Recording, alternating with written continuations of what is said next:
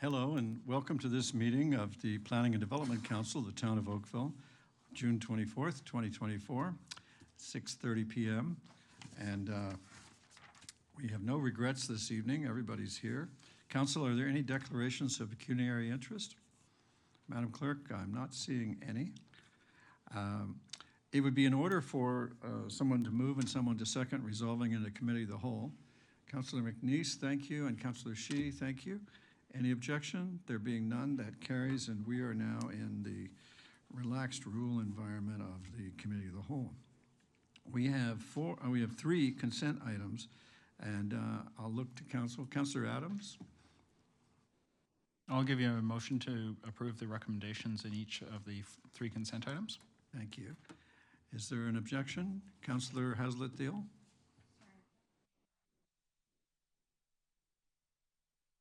And your mic. And my mic.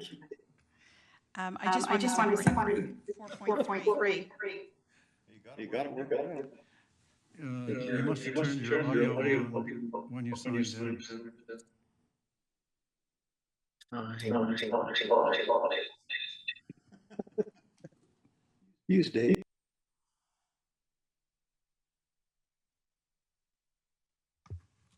So I just wanted to separate out the MOU for the region and just make one comment or clarification. Go ahead. So I think it's important to note for the public that the MOU was adjusted at the region, and we added some language that makes it clear that when the region uses the best planning estimates, they will use council-approved best planning estimates, which clarifies some misunderstanding over the past year or so. And I think that really reinforces that when we look at the best planning estimates going forward, it's our opportunity to comment at that point. Thank you. Any objection to the motion? There being none, Councillor Adams, your motion is successful. Thank you. The next business council is the four discussion items. And the first is the recommendation report for the zoning bylaw amendment for the ASC Oakville facility. Catherine Buckerfield is available if a presentation is needed. The report is clear. Council, what is your will on this? Anybody? Councillor Adams? I'll give you a recommendation. The staff recommendation is moved by Councillor Adams. Any objection? There being none, Councillor, you're successful again. Thank you. Now we come to a pair of items, the 2023 Economic Development Annual Report and the Economic Development Plan for 2024 to 2029. And the Economic Development Report, we have a presentation by Milan Bowie. And the draft strategic directions, the next item, the intention here is for council to endorse them for public consultation, after which they'll be finalized. Ms. Bowie, we look forward to your presentations.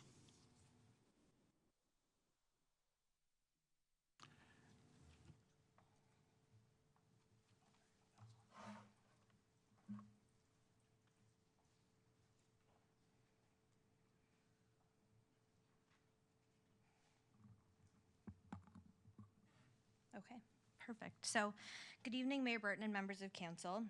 On behalf of the Economic Development Department, I am pleased to present the 2023 Economic Development Annual Report. Tonight, I will provide an update on economic activity and initiatives undertaken by the department in 2023 and strategic priorities for the department in 2024.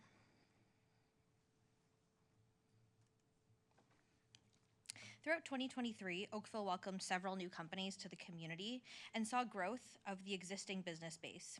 Investments in facility expansions and innovation resulted in job creation and economic growth. Within the professional services sector, Snugglebugs relocated their head office to Oakville, occupying nearly a 55,000 square foot building on South Service Road West. ProServe IT Corporation opened their head office in Winston Park. The company, which prides itself on its innovative technology, showed off its AI and metaverse tools at their open house in November. In addition to these companies, Oakville welcomed Collins Sales, Buchanan Rubber, Ingenuity Development Inc., Ride Automotive Group, and Stevens Omni. In 2023, economic activity also took the form of existing company expansions, with several major employers investing in facility upgrades to drive innovation and expand operational capacity. PCL Construction invested $2.1 million into expanding their head office to accommodate for growth, and they also redesigned their existing space and now occupy 2 full floors of the building that they operate out of. Dana Canada Corporation, a leading manufacturer in drivetrain and electric propulsion systems, also announced its plans to invest $60 million at their facilities in Oakville and Cambridge. And in the life sciences sector, BioScript Pharmacy Solutions opened a second facility on South Service Road, and this space acts as their logistics office. Oh, whoops, I was a slide ahead there. So this slide shows the total annual construction value for commercial development in Oakville over a 5-year period. As seen on the graph, commercial development activity slightly decreased in 2023, with total construction values lower than the previous year. Building permit activity consisted primarily of alterations and improvements for existing facilities, and new commercial development activity accounted for a total of nearly 153,000 square feet of total development, including a new shell office building with 42 condo units as part of South Oakville Square on Spears Road.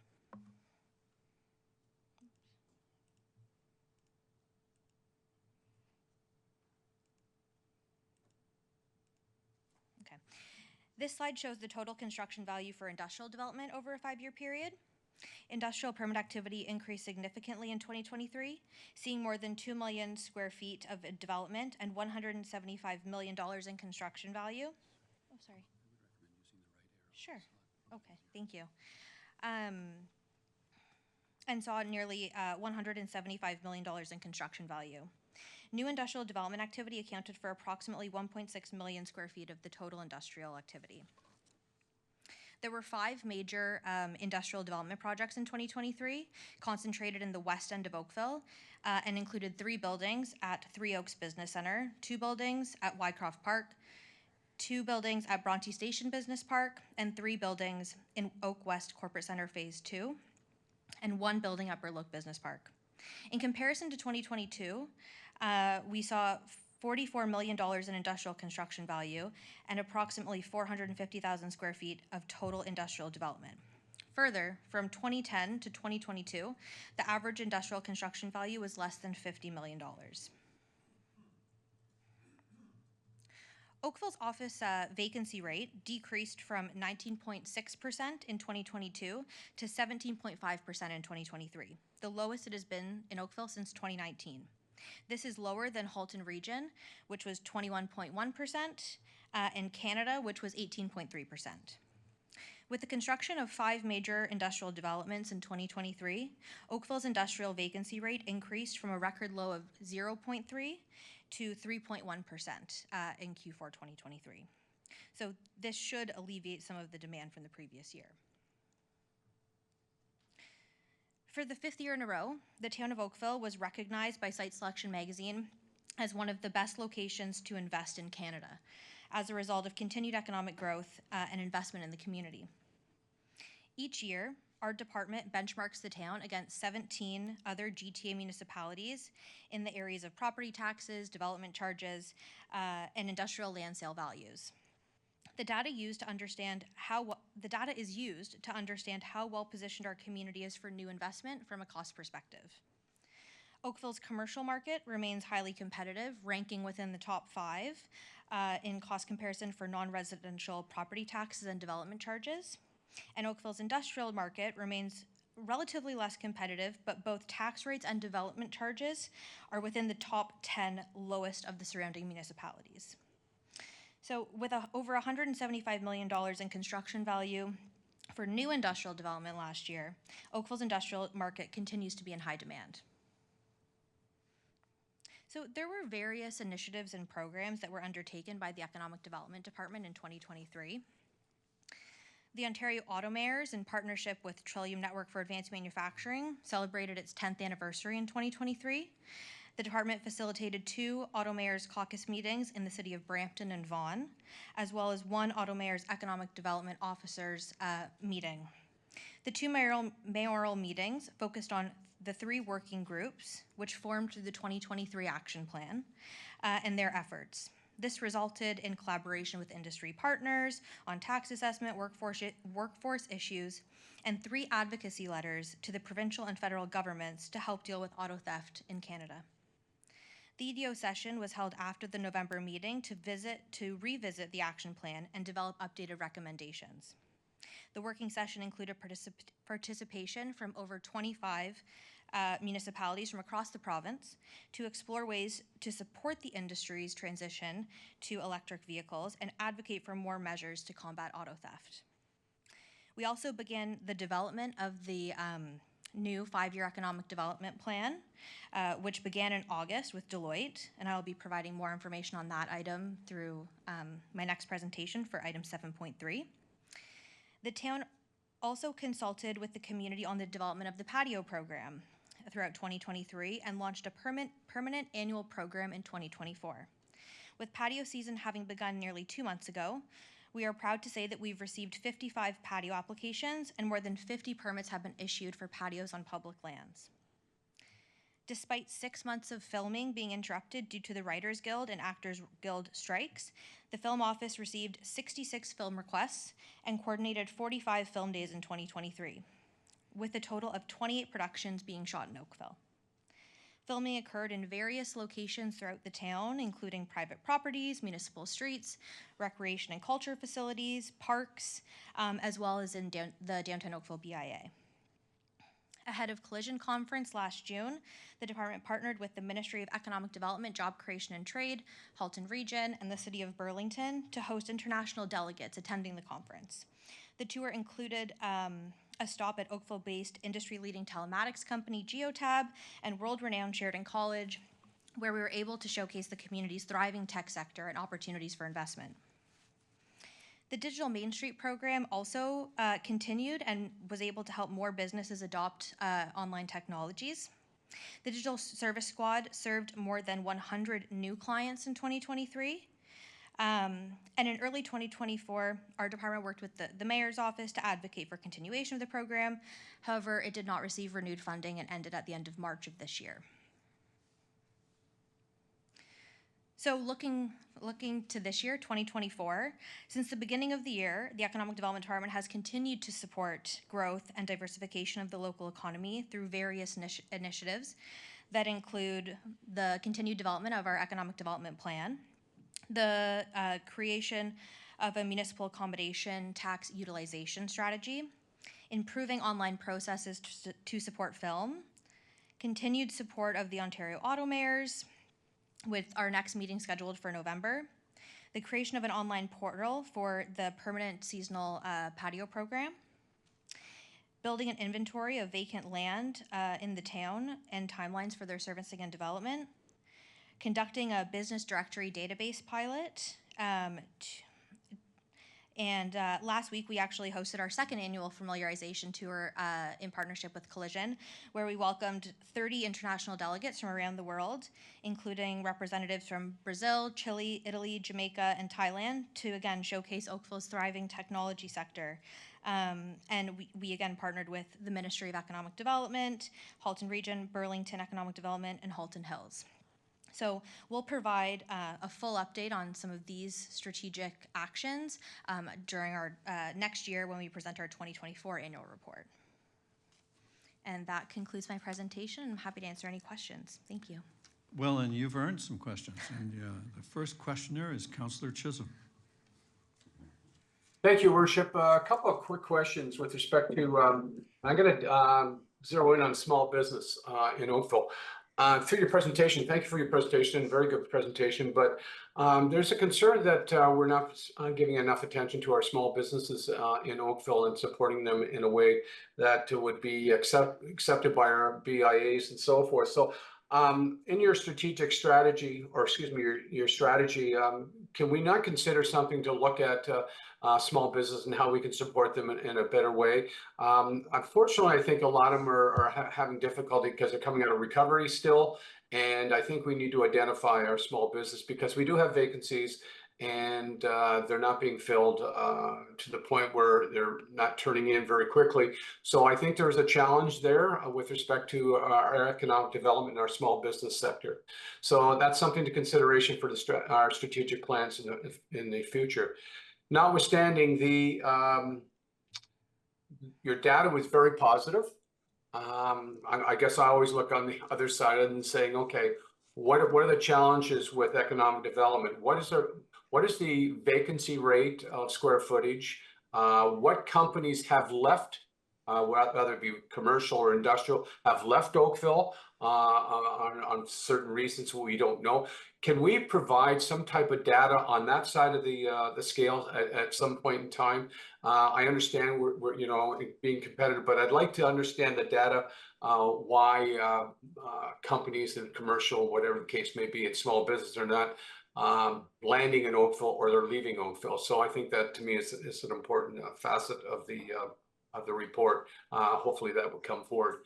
Thanks. That's all I have to say. Thank you, Councillor Chisholm. And the small business assistance will be noted in the next item for the consultation on the public. Next is Councillor Nanda. Thank you, Mayor. Through you. Thank you for the presentation. I just want to bring up one quick point. It's great that we can garner so much interest in Oakville, but one of the key issues that I think a lot of us seem to see is the permitting process. And then especially with small businesses, as Councillor Chisholm was saying, in supporting them. But I've also seen some bigger businesses where they're having such difficulty getting permits. They're not able to open on time. Some of them have had some economic loss because they felt that they've done everything that they were asked to do, but the permits are not coming in. And so they're continuously coming to us to ask us for assistance to get that done. How can we make that more efficient? Sure. Through you, Mayor Britton, thank you for your question, Councillor. So I'll touch on the small business piece first and then the medium and large size businesses. So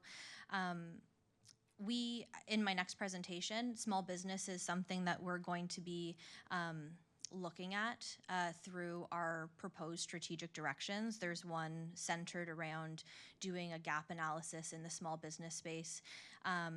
So historically, our department has primarily supported medium and large size businesses, and we do support them through navigating various processes at Town Hall, whether it be going through building permits or development applications like site plan. We do sort of work in a liaising capacity between the businesses and some of the other departments at the town. But as we receive more inquiries from small businesses, not only through the processes you're talking about, but in some other areas as well, that's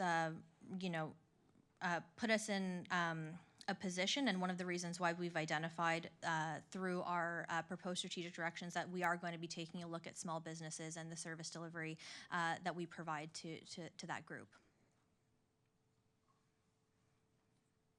Thank you. I think it would be good. I think CEO Posey's. Councillor, that's an excellent question. Actually, I wanted to ask your second question that you had on what are we doing to improve our permitting process that's going on. It's a great question. We're always looking for improvements to that process. And we've done a recent reorganization, as you know, as of today, actually. We have the former development engineering group is now within planning. So that hopefully streamlines those series of application reviews that have to happen. That should improve the process.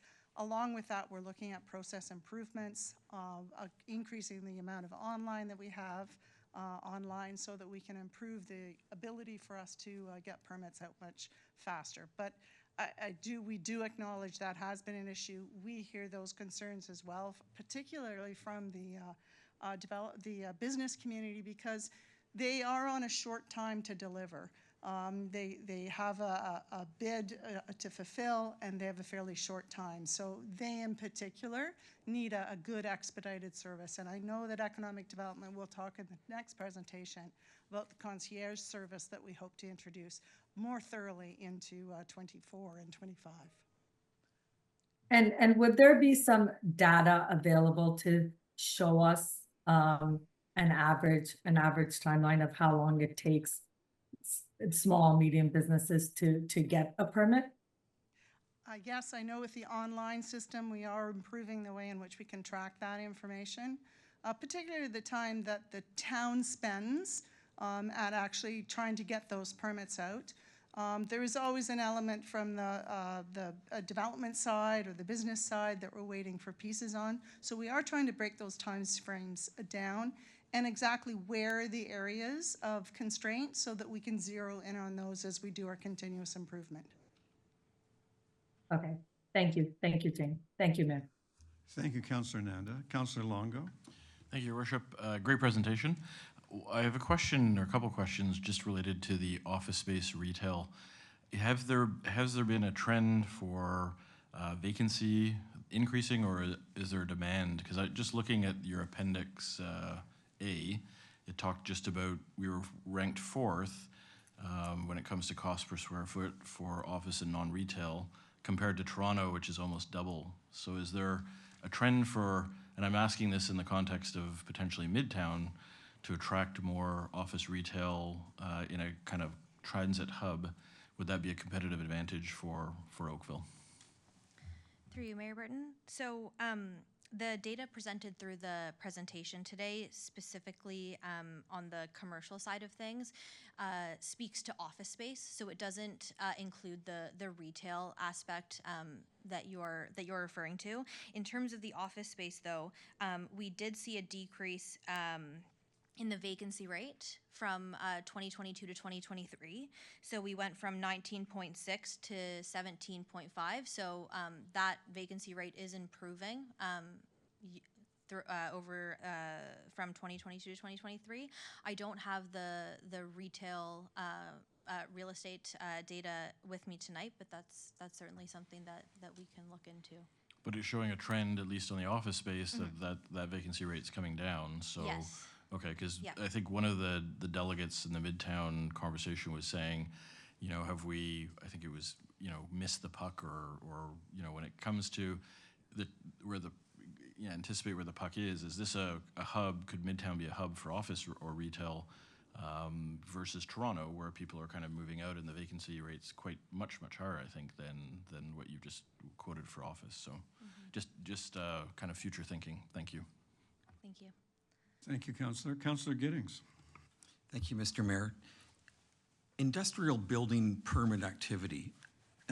Would warehousing be under the industrial? Through you, Mayor Burton, yes. How does that market look? I'm just curious.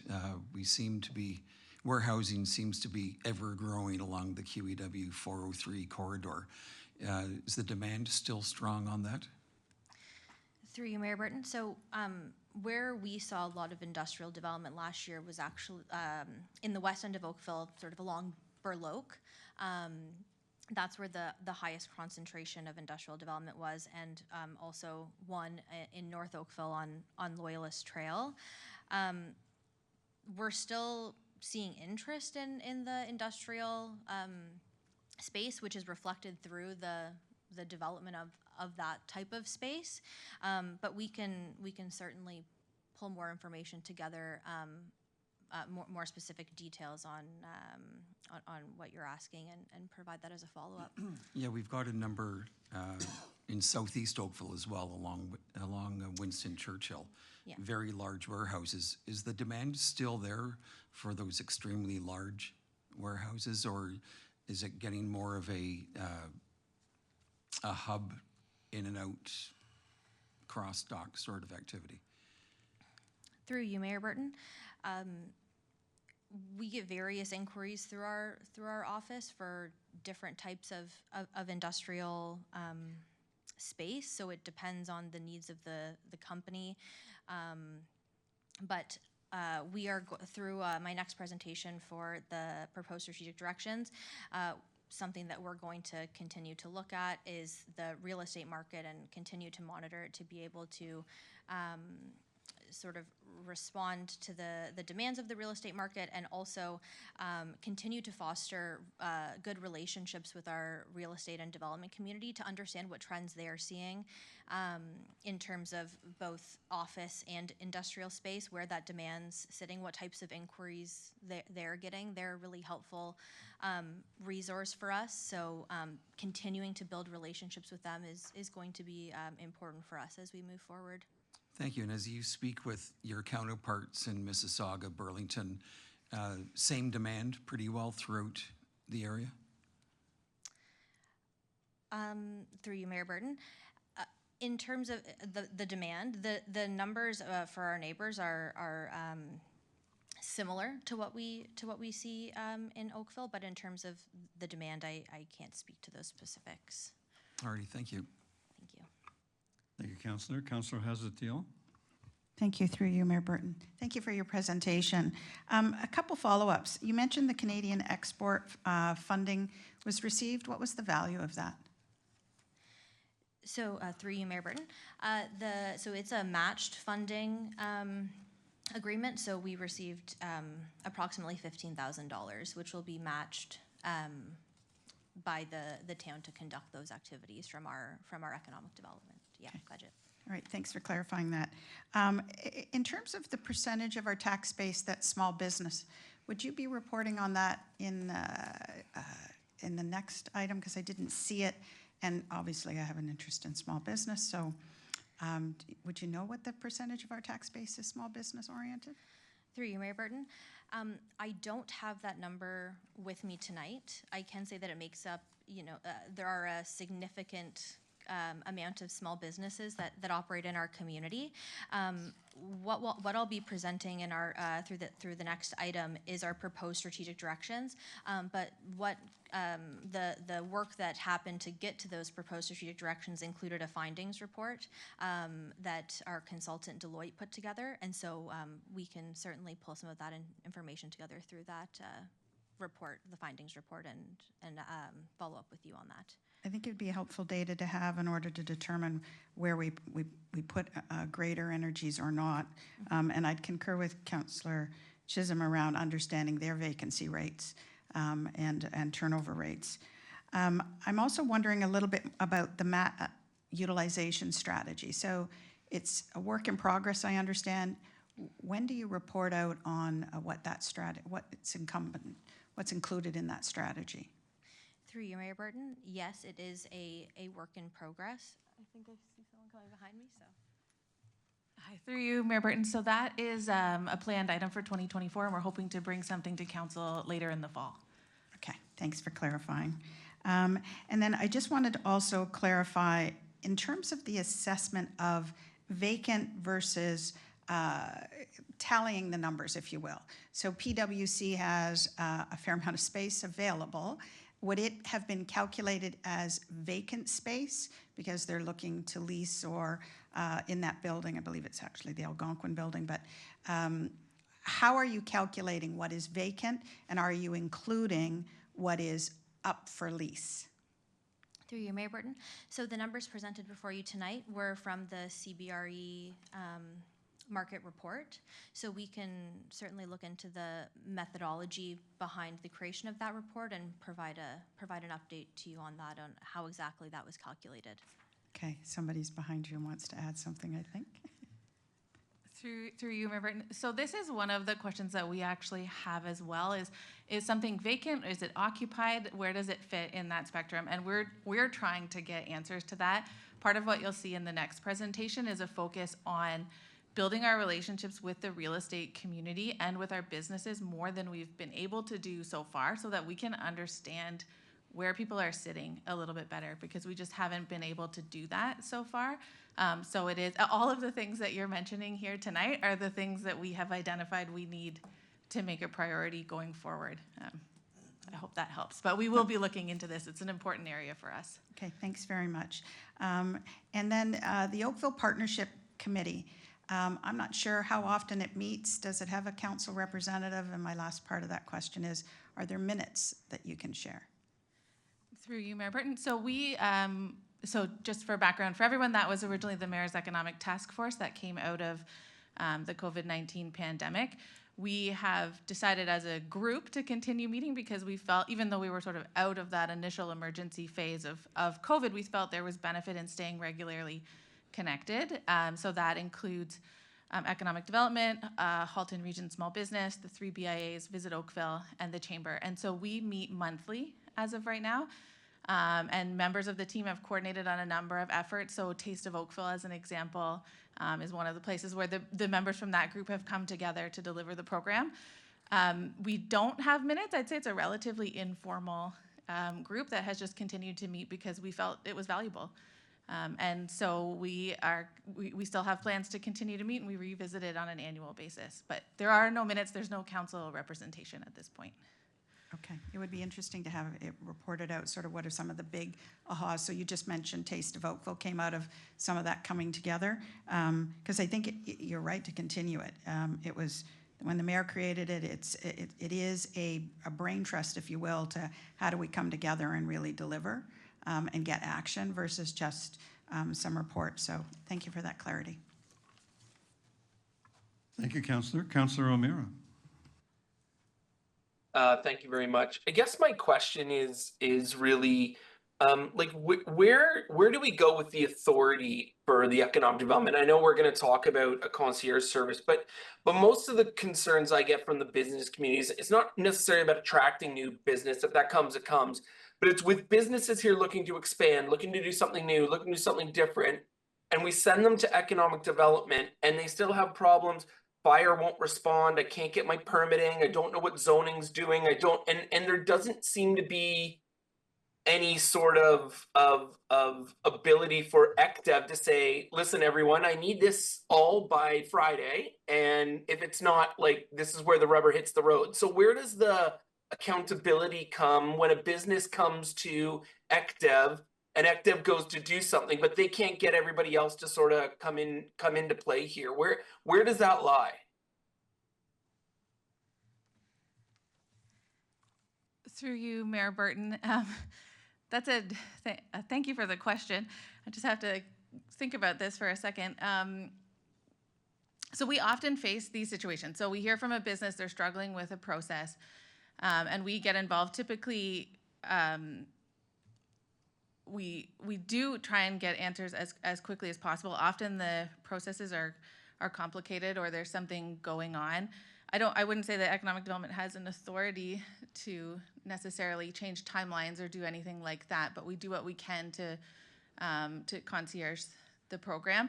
Again, you'll see in our next presentation that this is an area that we've also identified that we need to be able to put more resources into.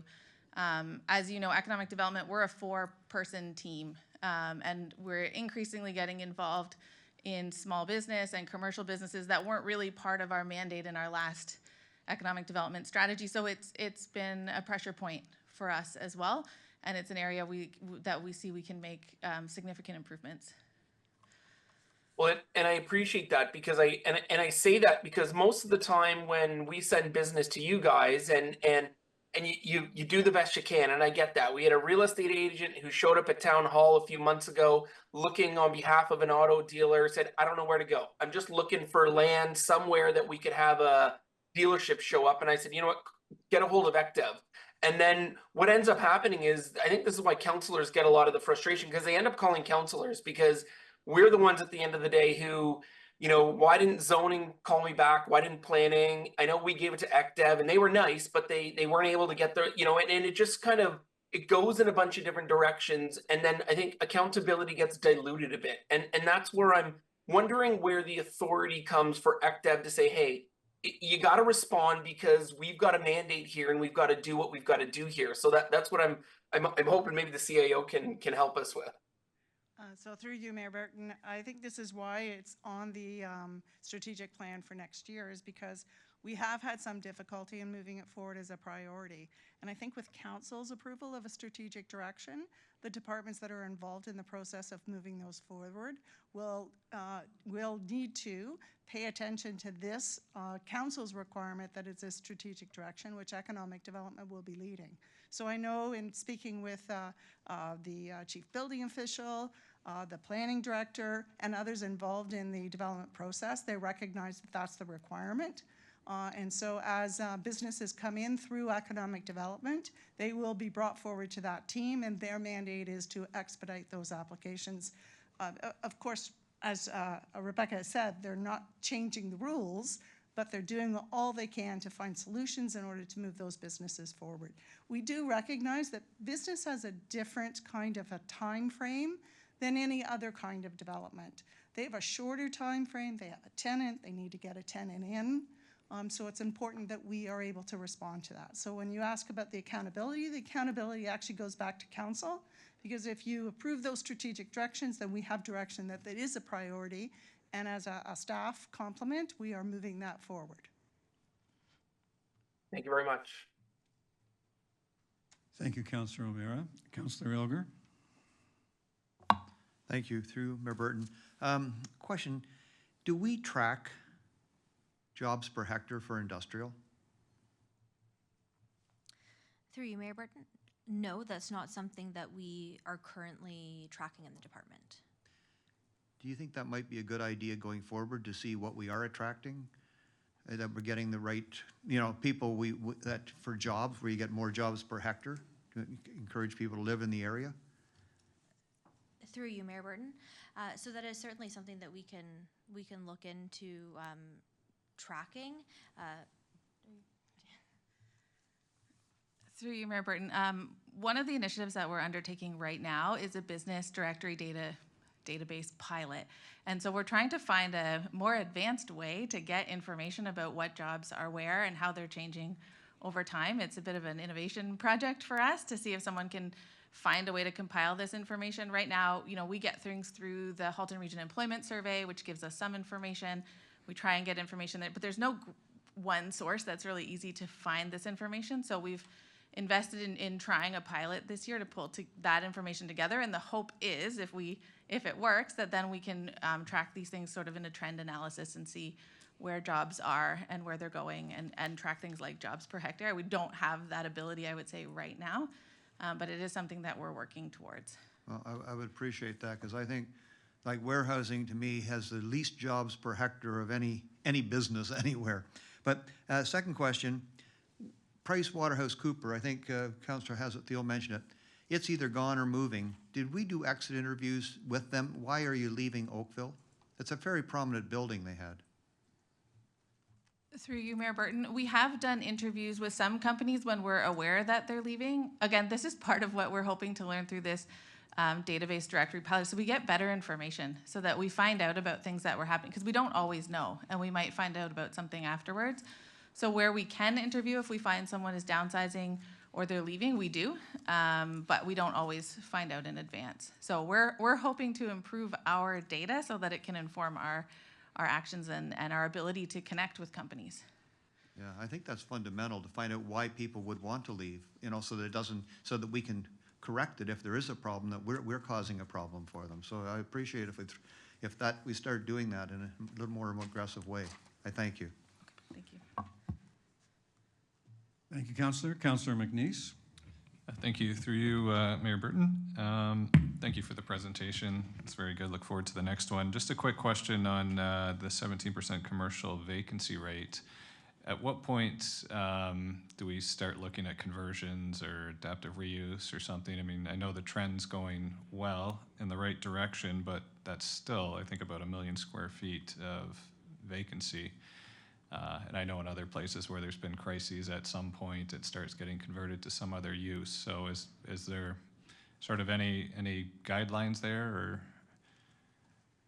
Through you, Mayor Burton, we have not identified a guideline specifically where we look at that, but again, through the next presentation, you'll see that tracking the office market and better understanding what's happening in the office market is one of our priorities going forward, that we know we need to spend more time on, and we need to be out talking to people and really getting a handle on what's going on so that we can respond to it appropriately. Thank you. Thank you, Councillor. Councillor Knoll. Thank you, Worship. Thanks for the presentation. I have a comment and a question. I'll start with a comment first. So the comment is as follows. Thank you for what you're doing in the film industry. Anecdotally, I can tell you that the industry, that the people that I'm in touch with, there's a fair number of them, express their gratitude and their excitement that Oakville has made a huge sea change over the past 4 or 5 years with respect to embracing the economic advantages of film location work in our town. So thank you for the work you're doing. I constantly hear compliments about the services that your office are offering. Now for the question, some great stories in this presentation, some great success stories of new businesses that have come to town. To what extent are we being proactive in attracting businesses? So I don't know if those are businesses that just happened to appear in Oakville or decide to move to Oakville, perhaps with some support from the Economic Development Office, or are they actually being recruited? Are we in the field recruiting these sorts of opportunities to come to our community? Through you, Mayor Burton. So primarily, no, we don't do, say, active lead generation, things like that. We don't have the staff resourcing to undertake that type of work. We work with our partners, so Toronto Global, Halton Region, and the province. And when they bring leads in, then we get involved at that point, but we're not out doing sort of that active lead generation. We are looking at part of the Can Export funding that we received is looking at that a little bit more and what's our role in that foreign direct investment space as an example, because it's an area that we could pursue, but we need to do our due diligence in determining if that's the right space for Oakville. So you gave me a great segue to my next question. That is about Toronto Global. How is that partnership working for our town? Are we getting any value for it?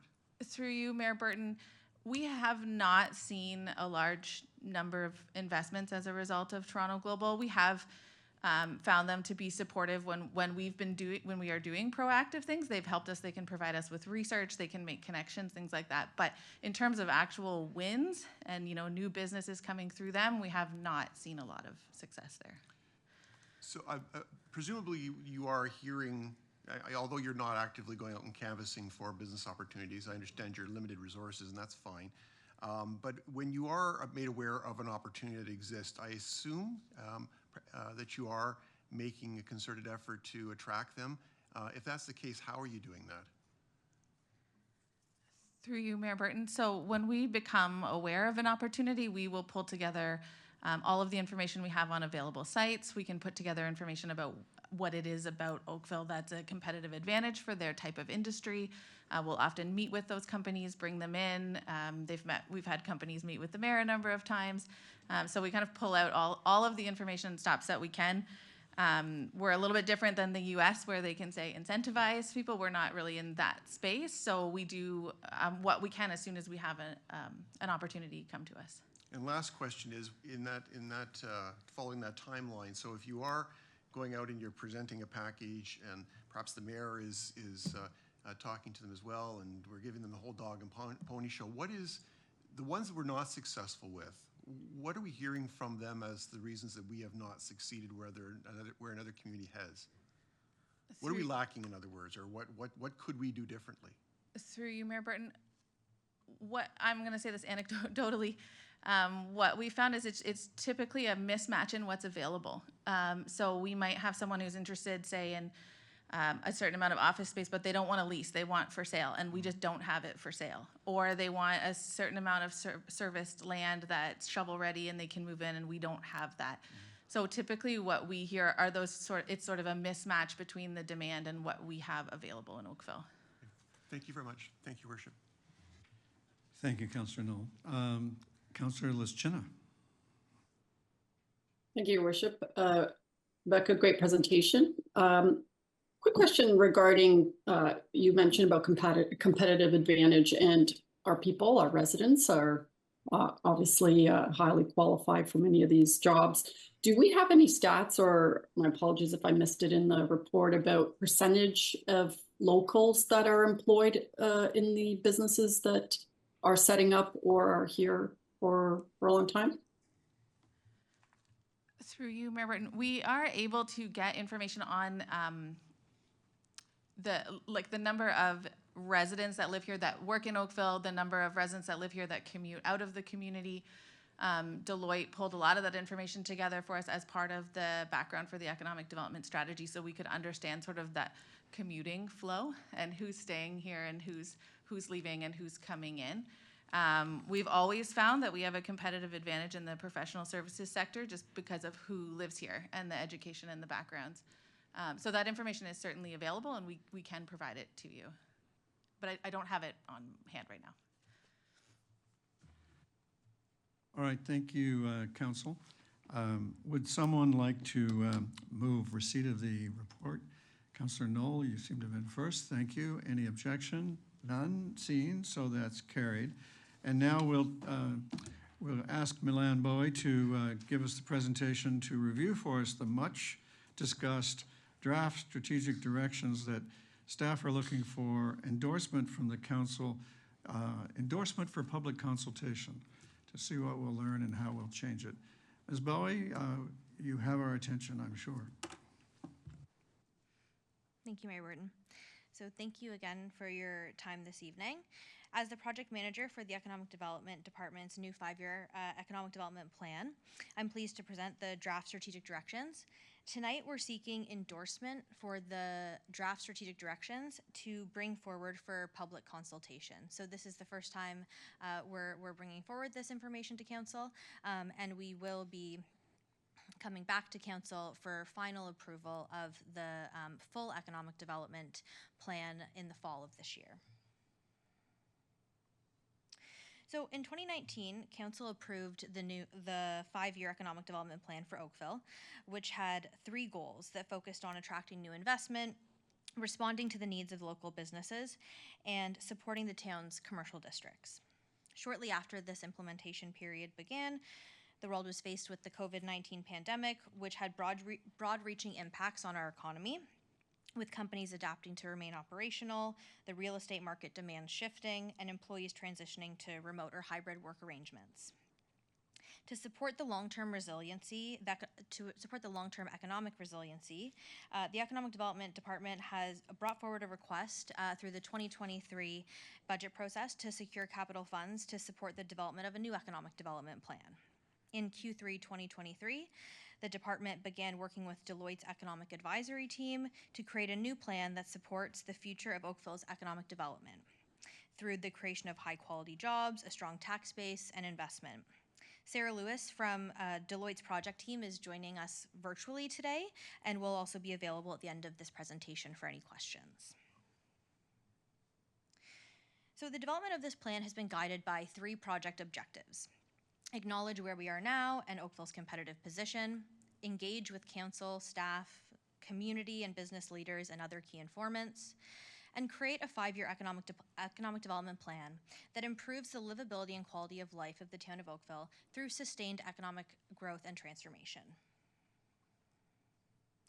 So this slide displayed on the screen provides a high-level overview of the strategic planning process. To date, we have completed phase 1 through 3 and are currently on the first step of phase 4, circled in red at the bottom of your screen, which is presenting the draft strategic directions to council. Upon endorsement, the department will provide an opportunity for public consultation.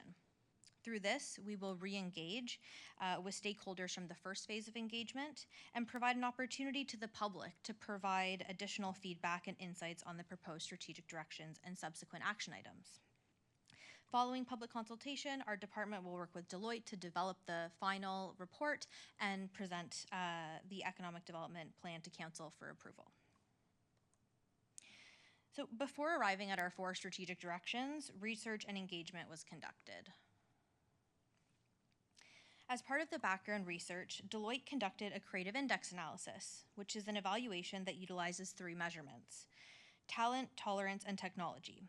These 3 factors are part of an economic development theory that emphasize the significance of attracting and retaining creative capital.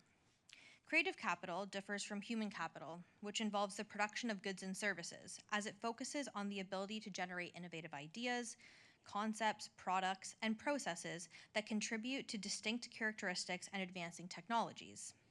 When benchmarked against peer regions, which you can see at the bottom of the slide here, Oakville ranks #1 in technology and talent, which is reflected through the community's highly educated workforce, with more than 80% of the population aged 25 to 64 having attained a post-secondary degree or diploma, the high concentration of knowledge-based occupations, and significant number of STEM businesses and those conducting related activities. The analysis also highlighted that visible minorities make up 43% of the population, showcasing cultural richness within the community. Further, it showed that 61% of females residing in Oakville actively participate in our labor force, and 41% of the population are new Canadians, indicating the town's appeal to talented newcomers seeking opportunities. As such, it's important to note that while English is the most common language, over 70,000 Oakville residents identify different languages as their mother tongue. The most common include Mandarin, Arabic, Spanish, Urdu, and Portuguese. This analysis shows that together, there is an opportunity to empower diverse perspectives, to foster greater innovation and entrepreneurship, invest in new partnerships, reduce barriers, and increase economic growth. A key sector analysis was also conducted, which confirmed the town's key sectors remain the same. The town's high share of knowledge-based jobs and talent advantage is seen through its highly competitive sectors within the economy. The professional services sector is Oakville's largest cluster of jobs by business counts and is supported by a significant thought leadership presence and overall highly skilled and concentrated workforce, keen to drive innovation within our community. Nearly 50% of residents between the ages of 25 and 64 have a major field of study in business management, architecture and engineering, or computer science.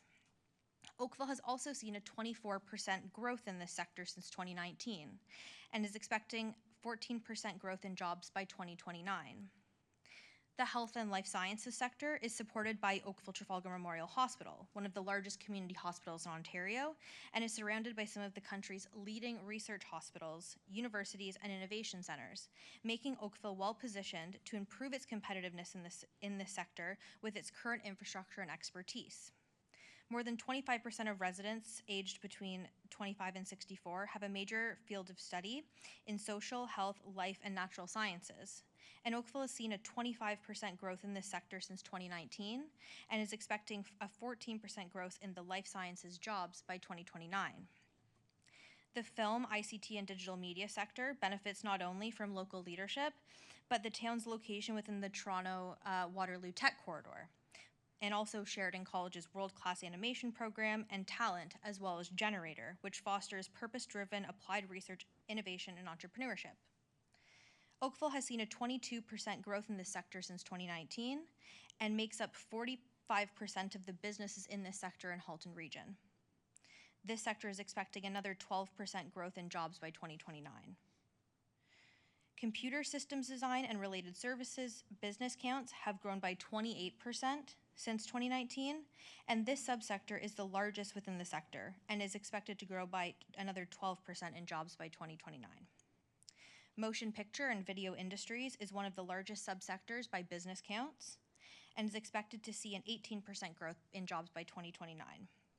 It is important to note that the 3-year film pilot program that was recently launched by our department also contributes to the success of this sector, including improved timelines for noise exemption permits for film that was approved by Council in October 2023. The advanced manufacturing sector benefits from Oakville's location within the GTA, including some of the town's largest employers that continue to attract investment in innovative and new technologies that are essential for tomorrow's economy. The town's major employers operate in this sector, including Ford, Motor Company of Canada, who will be investing $1.8 billion to retool their assembly complex, Collins Aerospace, Dana Canada Corporation, and Zeton Inc., just to name a few.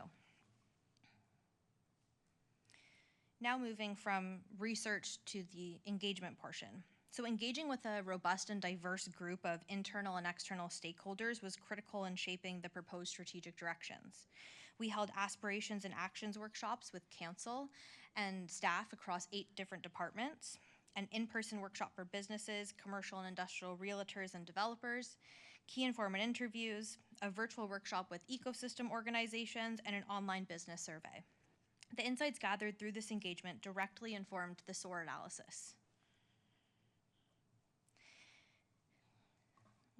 In addition to what we heard during engagement, a SOAR analysis was conducted, which is similar to a SWOT analysis, though this analysis is a forward-looking model for reflecting on economic development planning. It assembles the research and consultation insights and serves as the pivot between what has been learned and what needs to happen. Various supporting documents were also considered, including our current economic development plan, a background review and situational analysis, economic profile, real estate market analysis, investment readiness assessment, and economic forecasts and local impacts of global trends and external forces. So this slide shows a high-level review of the outcomes of our SOAR analysis. So under strengths, the town's location, local leadership, workforce, a diverse economy, economic strengths, quality of life, and arts and culture. Under opportunities, we see things like business attraction processes, marketing Oakville, a service property inventory, building inclusion, supporting sectors of strength and satellite offices. Under aspirations, an innovative economy, local employment growth, improved investment readiness, building employment in high-skilled jobs, and a responsive government. Under risks, land availability and suitability, transit for a commuting workforce, cost of development, the office market and land conversion, and then ultimately the desired results are new investment, jobs created, industry concentration, business support, and business diversity. So through the background research and engagement with our key stakeholders, 4 proposed strategic directions have been identified. So you'll see them up on the screen here. So the following 4 strategic directions have been identified. The first being support and grow the local economy. The second, improve investment readiness. 3, attract new investment and jobs. And 4 is to develop a growth plan for small business. I'll provide more details on the proposed strategic directions on the following slides, including potential action items. These actions represent priority areas that will position the department appropriately for short, medium, and long-term goals. Through the actions, you will see common themes that are important in delivering the department's core services. In the short term, these include building on and maintaining relationships and leveraging data, while in the medium to long term, these include continuous enhancement and expansion of service delivery and understanding the department's role and model of services in small business and foreign direct investment. While the Economic Development Department leads the development of the plan and the implementation of the strategic directions, end-to-end service delivery is achieved through collaboration with other departments and working closely with partner organizations in the local ecosystem, as noted on the following slides. The charts on this page, on this slide, show how time, resources, and money are invested to have the most impact in moving Oakville towards its aspirations. The first proposed strategic direction is to support and grow the local economy, with an objective to retain and support the growth of Oakville's existing business base through leveraging data, establishing and maintaining relationships, and creating and investing in meaningful partnerships. So this strategic direction is supported by 5 actions. Develop and implement the business retention and expansion program, which we know that meeting with and speaking with companies is an important part of economic development and needs to be a focus for our department. You'll see through the following slides that there is a common theme here around developing and maintaining these types of relationships, whether it be with businesses, the real estate community, or our partners. The second action on the slide is completing the business directory pilot to give us better data insights, implementing a customer relationship management system, bring together local business leadership, and explore partnership opportunities with Sheridan College. This work is essential to supporting the long-term health of Oakville's economy. Job creation, non-residential assessment growth, and growth of the town's GDP all happen when Oakville businesses choose to reinvest and expand in our community. The second strategic direction is to improve investment readiness, with an objective to ensure that Oakville has best-in-class development services, a supply of serviced employment land for new investment, and is prepared for the challenges in the office market. Land suitability and availability the office market, and land conversions were all identified as risks for Oakville through the engagement process. This strategic direction is focused on mitigating those risks and positioning Oakville to be more investment ready. So this strategic direction is supported by 6 action items. The first, quantify employment lands with a vacant land map, business visitation and research on the office market, reviewing and updating our Brownfields Community Improvement Plan, servicing employment land strategy, expand the building stream pilot into a full concierge program, and increasing involvement in policy development that impacts employment land and non-residential development. The third strategic direction is to attract new investment and jobs.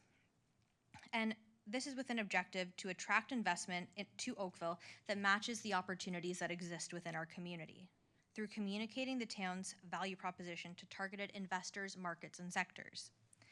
This strategic direction is supported by 4 potential action items. Building on relationships with the commercial and industrial real estate and development community, which I briefly mentioned before, but these are very important relationships to foster and maintain to gain valuable insights on who is interested in Oakville, what the trends are, who they're talking to, and what they're seeing in the market. The second is completing the 3-year film pilot program, develop and implement an investment attraction marketing plan, and explore potential purpose, scope, and involvement in foreign direct investment activities. New companies that invest in Oakville create jobs and increase the non-residential tax base, both of which are essential to the long-term health of the local economy. Business attraction and marketing were identified through the engagement process as key opportunities for the department and have been implemented in the proposed action items. The fourth and final strategic direction is to develop a growth plan for small business, with the objective to ensure small businesses in Oakville are supported with economic development services within the ecosystem by identifying potential needs and gaps and addressing the required resourcing and partnerships. Historically, our department has focused on supporting medium and large-sized businesses. However, we have increasingly been involved in working with and supporting small business through programming such as Digital Main Street, the Seasonal Commercial Patio Program, and supporting small businesses through permitting and site selection and other processes here at Town Hall. A number of other organizations also operate in this space and support small businesses, including our business improvement areas, the Halton Region Small Business Center, and Innovation Factory, which is our regional innovation center and was previously known as Haltech. And this strategic direction is supported by 3 potential action items. The first, identifying small business service efforts and potential gaps. As an example, we previously had the Digital Main Street program in Oakville that recently ended, and it was still in demand. So we know that there is still there's a gap there. This is just an example of some of the things that we're seeing. The second is to determine the best model of services. And the third is to create a growth plan for small business services. So it is important for us to examine the role of Oakville economic development in this space and determine the best model of service delivery going forward. Where do we go from here? So upon Council's endorsement of the proposed strategic directions, we will bring them forward for public consultation, giving an opportunity to stakeholders who were previously consulted, as well as the public, to provide their insights on the proposed strategic directions. Following this consultation, the final economic development plan will be brought for the 2024 to 2029 period, will be brought back to Council in the fall of 2024 for approval. Thank you again for your time, and this concludes my presentation. You have, you've generated questions. Councillor Chisholm and Councillor Giddings and Councillor O'Meara, and who knows what comes after. Councillor Chisholm. Thank you, Worship. Question I have is in your strategic plan and the 5-year plan, I think it's very progressive and I think it's very aggressive. Knowing you did indicate just earlier, there's only 4 of you in your department. This seems to be a major undertaking, you know, just not the front end of it, but the implementation part and the ongoing, I'm going to use the word maintenance of operations to meet those goals in your strategic directions. And so is there any indication in coming in budget, you're looking for more FTEs to accommodate, to fulfill these directions? Through you, Mayor Burton. Yes, so in the slides that Milan shared, there were the plus signs, the blue and the orange indicates, I think for the most part, FTEs. So as we develop the final plan, it will include for council, this is really high level, it will give you more details on what it would truly look like to implement this plan. But the actions are a lot of what we heard you say in the last conversation under item 7.2 that are areas identified that we need to be in, but we're not resourced to be in those areas now. So we've put these as the directions. We will work towards identifying exactly what that looks like in terms of FTEs and resources for the final plan. And what we're looking for right now is really your endorsement, having seen this first look. Are we on the right track? Are these the things that council wants us to be looking at going forward? No, I believe you're on the right track. It's just how we're going to support it financially through the budget process. And I understand completely where we're going with this, but again, it's always the devil's in the details and the financial lens. So I'm hoping it will succeed as we move forward. Thank you very much for the presentation. Thank you, Councillor. Councillor Giddings. Thank you, Mr. Mayor. Through you, thank you for the presentation. A couple of questions. On one of the actions, it identifies small business service efforts and potential gaps, as well as creating a growth plan for small business services. Could you expand on that a little bit for me? Through you, Mayor Burton. So what we're really looking at here is, as we've said, small business has not been the focus for our department through our previous strategic plan. We're involved now a lot with small businesses. We've taken on a number of different programs, and so we need to look at what is our role in this space. We've taken on, we had Digital Main Street, we have the patios, we help with permitting, but we don't have any resources dedicated to working with small businesses. So the plan is to find out through all of the organizations that support small businesses, because there are a number of them. We don't want to duplicate services, but we need to find out what are the gaps, what's missing, and where do we need to fill that space. And so that's our goal over the process of the next 5 years, is to determine what our role is and then fill it. So it will be part of that process to figure out exactly what that looks like for us. So number 4, the 4th strategic direction, develop a growth plan for small business. Very aggressive target. Like, there are so many different types of small businesses and number of people and everything else. Where does the Oakville Chamber of Commerce fit in on this? Because they have a lot of small business members, and that may be able to reduce the timeline quite a bit if we work with them. Through you, Mayor Burton, absolutely. When we should have mentioned them in our notes that they're one of the organizations that service small businesses.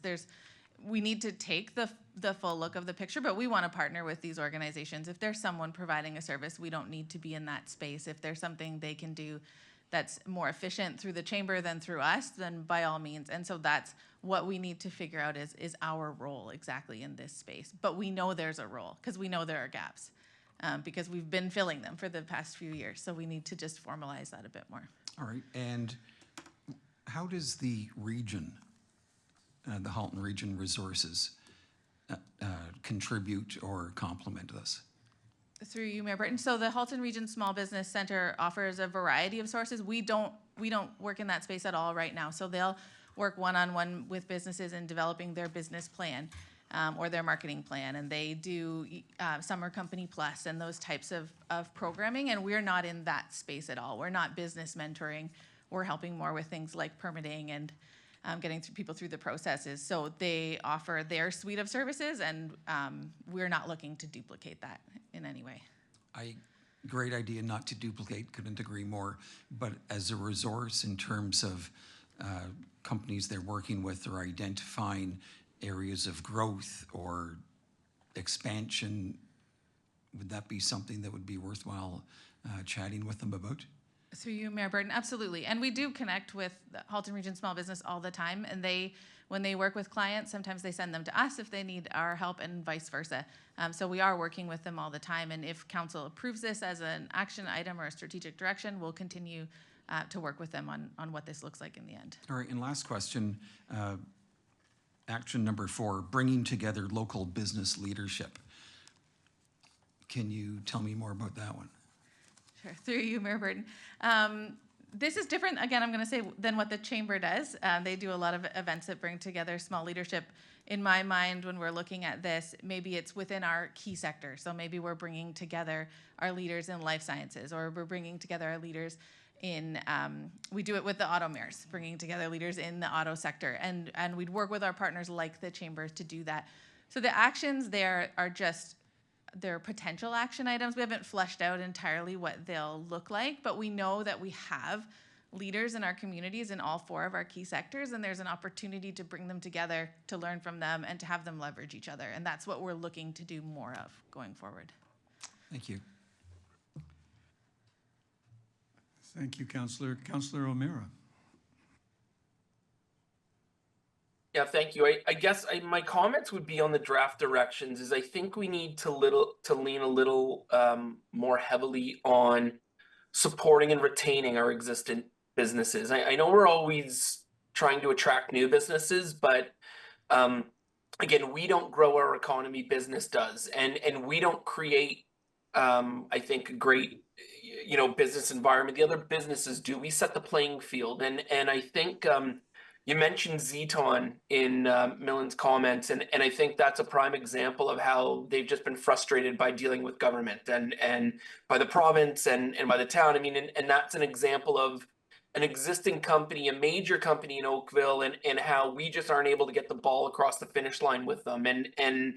I know the city of Brampton has combined a development and business portal, and it's one and the same, because most of companies who do want to expand and grow, there's a development element to that, and they see that it's one and the same, and there's all one intake portal, and everything's online, and everything comes, and they've got one point of contact, and a person from the business community contacts one person and says, this is what I want to do, and they're not left to go to 5 different departments and figure it out for themselves. And I think in our strategic direction, if we lean a little more heavily on how do we maintain and keep the businesses that are here and help them grow, the other part will come. And I think that's what I would like to see us shift a little more in, saving real estate and new investment, and how do we make it attractive to invest and come here is all well and good. If we can't retain them, then there's no point, right? I think it's wasted resources. So those would be my comments on our draft directions, is to lean a little bit more into how do we encourage and protect the businesses that are here, and that will grow the environment on its own. Those are my comments. Thank you. Thank you, Councillor O'Meara. Councillor Haslett-Deal. Thank you, through you, Mayor Burton. Thank you for all the thoughts you've put into this so far, and I have a few more thoughts to add to that. First of all, I just want to concur with Councillor O'Meara. I think a fundamental is to never forget to take care of those that are delivering now, and it is so easy to look for the newest jazzy little thing that's out there, and these are the folks that are sustaining us and supporting our residents. So I think it needs to be a standalone action item and built around that. I wanted to understand a little bit more about how we're differentiating ourselves from our neighboring communities.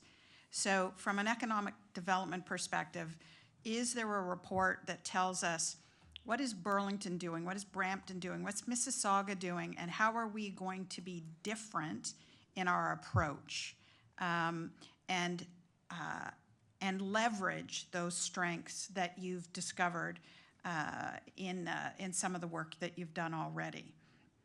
Is that something you can come back and share with us? I mean, we all have some idea of some of the things they do, but if there's more detail around if Burlington's, for example, going out and trying to work in a certain area, are we banging our heads against a wall? Are we all trying to get office market, and office market is going to be a challenge? Like, where is that data and where is that best practice analysis that we can leverage?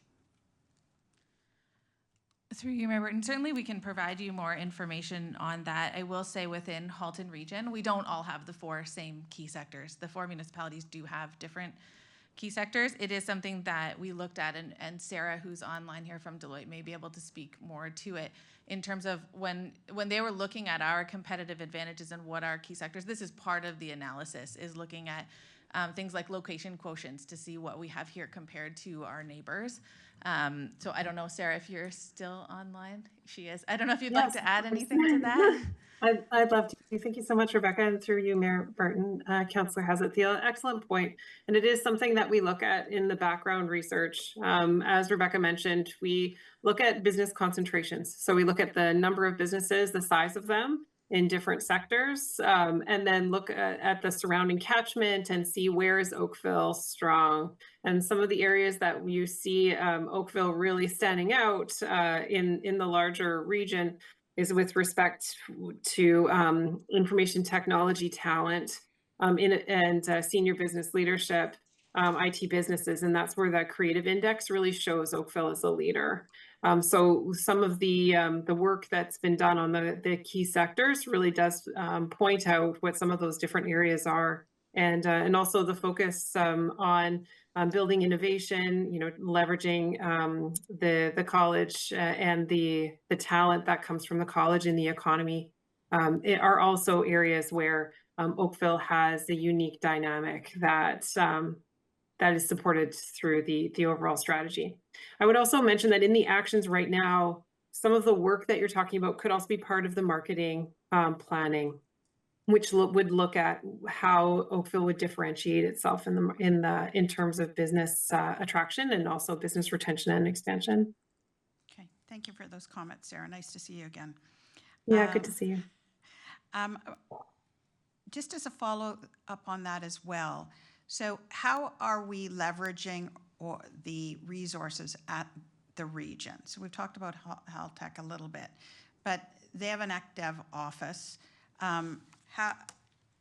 In thinking about this plan, how have we compartmentalized or connected with what Halton Region delivers in terms of services and our tax investment in them versus your department? Through you, Mayor Burton. So I mentioned the small business center, which is a little bit different than, say, core economic development. With core economic development, that we work with them, we do some data sharing type thing. They'll do analysis and data sharing for the region as a whole and look at sectors, and we can utilize that information. We've partnered with them. The FAM tour we just did with the collision attendees was in partnership with Halton Region. And they also do some site selection work. They used to have a concierge program there, which our companies took advantage of, but with the changes of how planning is delivered at the region, that role is not there anymore, so it's changed a little bit. But in general, we, again, try not to duplicate services, and we work with them where we can. Yeah, it just strikes me that, as you said, trying to get clarity on what your role is, not just within the town and how it aligns with our strategy, but really around the whole of Halton Region, and how we're leveraging every tax dollar and all those resources to deliver some results. It doesn't resonate in the report, so I just share that with you. And so that leads me to the segue on CRM. So how have we been tracking businesses, contacts, all of that if we haven't had a CRM? And does Halton Region have a CRM that we can leverage? Through you, Mayor Burton. So we utilize an internal built system on our SharePoint site, and we're just finding that it doesn't provide us what we need in a robust CRM, and so that's why it's one of the things that we're looking at implementing. Halton Region Economic Development does have their own CRM. We typically wouldn't share a CRM because we are required to keep our information confidential, and we wouldn't necessarily want to have an external organization have access to information that we've gained. So we wouldn't likely share it. But if we did have the same CRM system, whether it's Salesforce or Microsoft Dynamics or whatever it is determined in the end, there's certainly things that we could learn from if they've been using it for a long time, so that we can leverage how they've implemented it.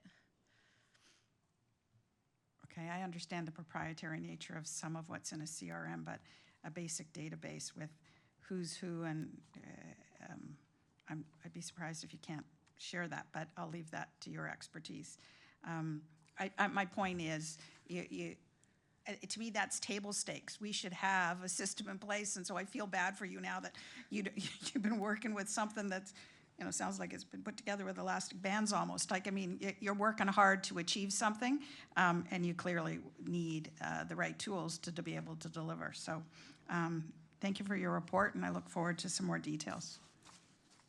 Thank you, Councillor. Councillor Shi, in a second. Ms. Lewis has a contribution, I believe. Thank you, Ms. Mr. Lewis? Mayor. Thank you for the Councillor presentation. Shi, could you wait 1 second for Ms. Lewis?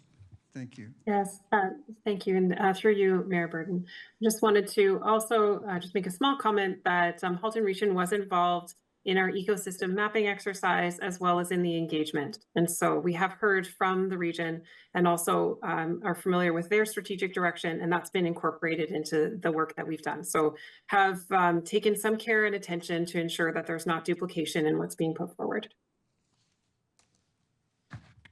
That's all. All right, thank you. Councillor Shi, your turn. Thank you, Mr. Mayor. Thank you for presentation. So we always get some inquiry about how to invest in Oakville and what we can provide the service rather than other places in GTHA. So my question is I noticed there is attraction new investment and jobs. So could you please share more details about your attraction marketing plan? So I also noticed there is the timing is short, medium term. So how long we expected for that plan to come out?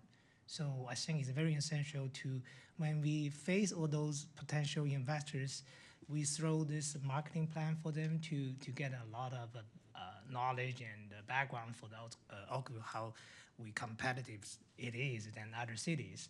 So to attracting their investment is very important. Thank you. Through you, Mayor Burton. So creating an investment attraction marketing plan is identified in our short-term timeframe, which is initiation within 1 to 2 years of the approved economic development plan. So it is one of our priority items that will be addressed in the short term of the plan being finalized. Okay, so that's needed 1 to 1 to 2 years upon approval of the final economic development plan, which right now we're planning to bring forward to council for approval in the fall of this year. Okay, so before that, so can we have like just 1 or 2 pages, those highlight all those competitive strategies or informations? Through you, Mayor Burton. So we do have that. So we have pitch decks, we have profiles and things already ready. The marketing plan is looking at more of that proactive outreach to attract new investment. But when we have investment coming in, we have a suite of presentations and slide decks and things that we share with them. So we're well prepared on the side to respond, but we just feel that we need to be more proactive. Awesome, thank you very much. Thank you, Councillor. Well, Council, who would like to give us the indicated motion? Councillor Longo, thank you. Any objection? There being none, that carries. Thank you, everybody. The next item is the consideration of the objection to the notice of intention to designate a property at 2366 Carrington Place. And this is an item that has been before us. And we have a presentation by Carolyn Van Slichtenhorst to start us off. And then we have 6 delegations. All right, thank you, Mr. Mayor. I'll wait for the presentation to come up. It's just a brief background on the property.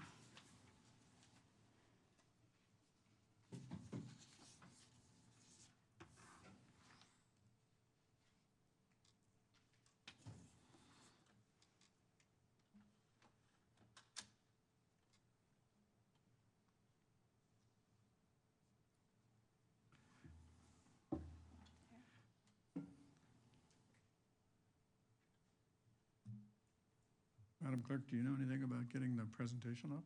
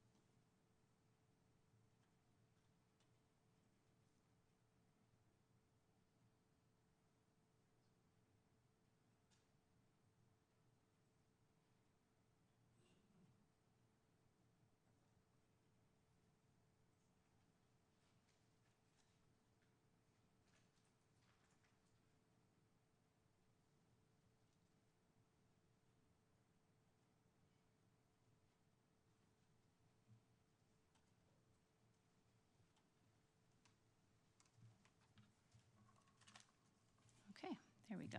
Here we go. Thank you. So there's the property at 2366 Carrington Place. So just some background, the property was added to the Heritage Register as a listed property in 2009. And we first started reaching out about the potential designation of the property last October. When we're dealing with properties as part of this larger designation project or any designation, typically we like to reach out to the owners either by mail or phone or email or however we have any access to them, any contact information. For this one, it was a bit unique because the property is vacant, it's currently for sale, and there were no contact information in our files because it is an estate. So we contacted the realtor for the property and informed them that we are looking at assessing the property for potential designation. And the realtor said they are aware of the listed status and were letting any interested purchasers know that the town was looking into designation. So we reached out again in November after staff had started some preliminary assessment of the property and let the owner know that we were assessing, or the realtor rather, know that we were assessing the property again, and we have some historical information we put together, and we requested the contact info for the estate, which we weren't able to receive. So in January, we reached out again with the full research report that had been completed by that time and provided dates for the Heritage Oakville and Council meetings upcoming. And then in January 30th, we did take a report to the Heritage Oakville Committee recommending that the property be designated. And subsequently, there was a second report to Council, and Council issued a notice of intention to designate at the March 4th meeting. So directly after, we did mail a notice of intention to designate out to the owners, which they received through their mail at the property. And in early March, they reached out to us and we had discussions with them. Again, we were under the impression in talking to the realtor that they were aware of the designation process, but we found out at that time that they were not. So we had discussions with them and told them their rights, obviously, to object to the notice of intention to designate, which they did and submitted on March 23rd. We continued to have discussions with the owners after that about possibly refining the proposed designation, listening to their concerns with the designation. And we did refine the statement of cultural heritage value or interest based on these discussions, which I'll go through. And then here we are tonight. This is the last council meeting that we're able to take this to. We were requested by the owners to bring this to the latest meeting to give them time to consider the designation. So under the Heritage Act, council would have to pass a bylaw to designate the property by July 4th. So this being the last council meeting before that date. This is the part of the statement of cultural heritage value or interest, why we determined the property was of cultural heritage value and meets the criteria of Regulation 906 set out by the province. So the red are the sections we actually removed after discussions with the owners, so I'll just take you through them. The first is that we believe the property has design and physical value as a representative example of modernist or modern architecture, and it is a rare example of its kind in Oakville. And also, secondly, that it displays a high degree of craftsmanship with the thoughtful details put into the design to integrate the house with Lake Ontario and coordinating the outside and the inside of the house together architecturally. The third one, originally we had thought that it displayed a high degree of technical achievement because of its use of long precast concrete floor or slabs for the floor.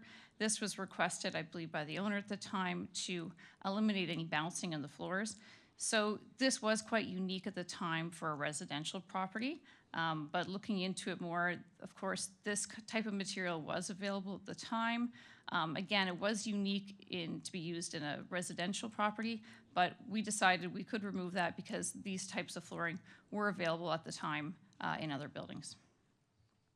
The second section is historical associative value. We believe that the property is associated with Joseph Story, who is a significant modernist architect in Ontario. The last piece is the contextual. Originally, we had identified the property as having contextual value because it's physically, functionally, visually, and historically linked to its surroundings. The house was designed specifically for the site with its existing grading and the connection to the lakeshore. So that was our thought at the time, that it was contextually relevant in terms of how it sat on the lot.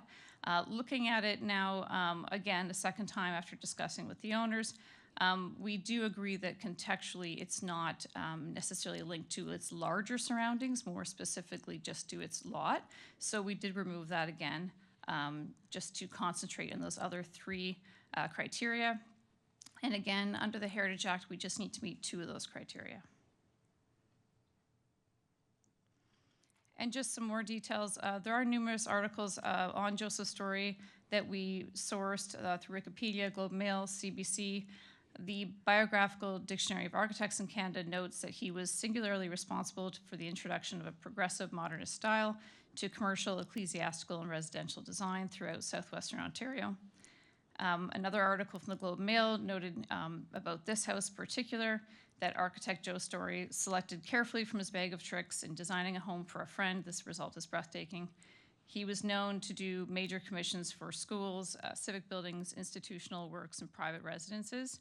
He did work on a number of buildings, of course, not all of which are necessarily culturally significant. He did a lot of renovations on residential homes, but our thought is that in this piece in particular, this building is an excellent example of the modernist architectural style, and so that's why we've recommended it for designation. This is the description of heritage attributes, which is again is part of the Statement of Cultural Heritage Value or Interest. This was the original list, which you can see is more extensive.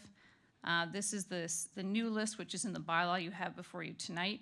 This was again based on more discussions with the owners. Some of the things we did was we removed the interior features. Even though typically we don't include interior features, because of this architectural style and the way it was built, the exterior and the interior flows together so well and was designed to be together. But to address some of the owner's concerns, we did remove those interior features, as well as the rear balcony railings and staircase, and any references to specific doors and windows. We also removed the location and siting of the house, which we had previously included. So the goal was to focus on the main features of the house that help display its modernist style, while still offering as much flexibility as we could to the owners. So the staff recommendation that you have before you tonight is that the notice of intention to designate the property at 2366 Carrington Place not be withdrawn despite the notice of objection received from the property owner, and that the bylaw 2024-107 to designate the property be passed. And I'm happy to answer questions. Well, thank you for the presentation. Councillor Duddick. Thank you, through you, Your Worship. I just want to ask one question. Well, I have several questions, but one of the ones was the original report that went to Heritage Oakville, okay? If somebody didn't have the opportunity to read it at that time, going back, having to remind themselves what the thoroughness of your report was at that particular time, is there maybe a way we can in the future provide a link to it? I can get that we don't want to have extra paperwork, but it was very helpful when I went back and reviewed the minutes and I reviewed the original submission from staff. And now hearing some of the changes you've made as a result, it sort of clarifies things for me somewhat, because I did have concerns regarding why the interior was even referenced, given the fact that we don't designate the interior of a home. Sometimes we look at various attributes and that sort of gives us a better comfort level, but we still can't use that in the bylaw, correct? Through you, Mr. Mayor, to the councillor, we can include interior elements of a property, and we have done that on some properties in Oakville. There are a few. Typically, we don't. Again, in this case, at the time when we were putting together that original research report, we had been given the impression that the owners were supportive of designation and wanted to see the building be maintained, and so we were really trying to encapsulate all of those architectural features. But typically, you're correct, we don't include them. This is a bit of a unique building, which is why we were looking at doing it this time. So is that why the pictures are now removed? Because I noticed it was redacted. Through you, Mr. Mayor, the owners requested that we remove those photos because the interior photos were not taken by staff. Okay. But- I also noted from some of the written submissions from the family that they were concerned that the reference of the name as Damon House. Now, from reading the report, the original report, is the reason you reference Damon House is because they're the ones who engaged the architect to design this particular house? Through you, Mayor Burton, to the councillor, yes, that's correct. So we typically give a name to a property just because it's, it is more special, but it's also sort of easier to kind of, file all of our properties and recognize our properties. But yes, they were the owners who had commissioned the building to be built. Yeah. And I know that some people, we've had a few lately when we've had them at Heritage Oakville, you're under a time constraint due to the provincial changes. And so we have to get all of these dealt with in a certain amount of time. And I completely appreciate the amount of work that causes for staff. Is there a ranking on that list that you go for the higher ones first to make sure you're not losing any of the most, what you would deem the most important properties that you don't want to see at risk? Through you, Mr. Mayor, to the councillor, we do have a list of priority properties, which we're trying to work through again in this 2-year timeline, which originally was ending this December. And within that list, we do have some properties that are a priority in terms of wanting to ensure they're designated. But the list, it does change, obviously, depending on circumstances and working with owners. While we do tend to go above and beyond what's required by the Ontario Heritage Act, as you know, the Heritage Act only requires us to work with owners to send them notification of the notice of intention to designate. We do try to reach out beforehand and do a lot of work with owners. That can take more time, so sometimes that changes, our timelines and deadlines for properties. That's a fair point. I did note, I went on and did some research regarding this particular architect, and then one article that I read indicated that Mr. Story's favorite challenge was dealing with single family homes. Yes, he's done a whole lot of institutional designs, but I guess this is why he tended to think of family homes being the most challenging for him to design. The other thing I was wanting to know, is there any other Joseph Story homes designed in Oakville? No, we believe this is the only one. Okay, that helps. The other one was, I looked at the register regarding the previous owners, and I noted that James Ryrie owned that property at one time. Is that the same James Ryrie, the jeweler from Toronto that went on to develop 1475 Lakeshore and then Edgemere? Yes, I believe that's correct. Yes. Okay, so that doesn't factor into this designation, but it's an interesting, history thing. Okay, thank you very much. Councillor Elgar? Thank you. Through Mayor Burton, thanks for the presentation and the pictures. And I must say, in my eyes, that doesn't look like Heritage. I think of Heritage as an older house, but have we approved houses of this era as heritage houses in Oakville? Through you, Mr. Mayor, to the councillor, this will be the first in terms of a designation in Oakville. There are a number of other properties that have been designated in other cities, including Toronto, from the 1950s and 60s, and I believe even early 70s. So we did have our staff look at that, and there is a number of them, modernist houses that have been designated in Ontario, but you're correct, it's not a lot of them. Obviously, they have to be something a bit more unique in that era because we had more homes from that era. When we are dealing with an 1850s house, there's very few of them. So obviously, they have more importance because of that, because there's so few remaining. With these ones, obviously, we're not going to look at designating every 1960s or 70s house.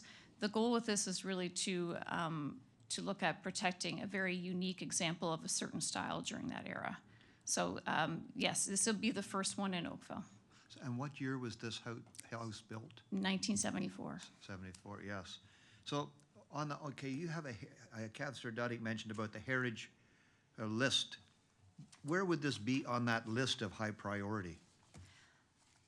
Through you, Mr. Mayor, to the councillor, I mean, we don't have a ranking in terms of, 1, 2, 3, 4, but out of approximately 300 listed properties, we highlighted about 80 that were our top priorities, and this is one of them. It is one of them, or it isn't? Correct, it is. It correct. is one of them. Thank you very much. Councillor Giddings? Thank you, Mr. Mayor, through you. You showed some slides with some red type on it, and those were interior features that were removed. That doesn't have any effect on the recommended designation? And through you, Mr. Mayor, to the councillor, so correct, we are still recommending designation. We did refine our statement of cultural heritage value and the attributes themselves, but we still do believe the property merits designation because it meets 3 criteria under Regulation 906. And you only need to meet 2 to merit designation. And our actual list of attributes, that doesn't really necessarily impact it in terms of the criteria. That's just us outlining what we think should be conserved as part of the designation. All right, we received correspondence from the homeowners or from one of their agents disagreeing on the regulation criteria. Does that happen often in terms of disagreements, or just wondering in terms of what they found or what they didn't believe had merit?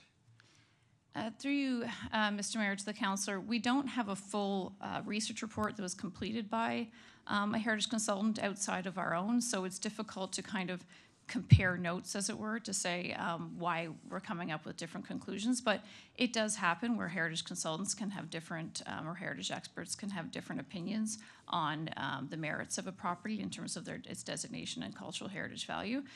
But without knowing, seeing 2 full reports on the heritage value and assessments, it's difficult to kind of compare the details, but it does happen.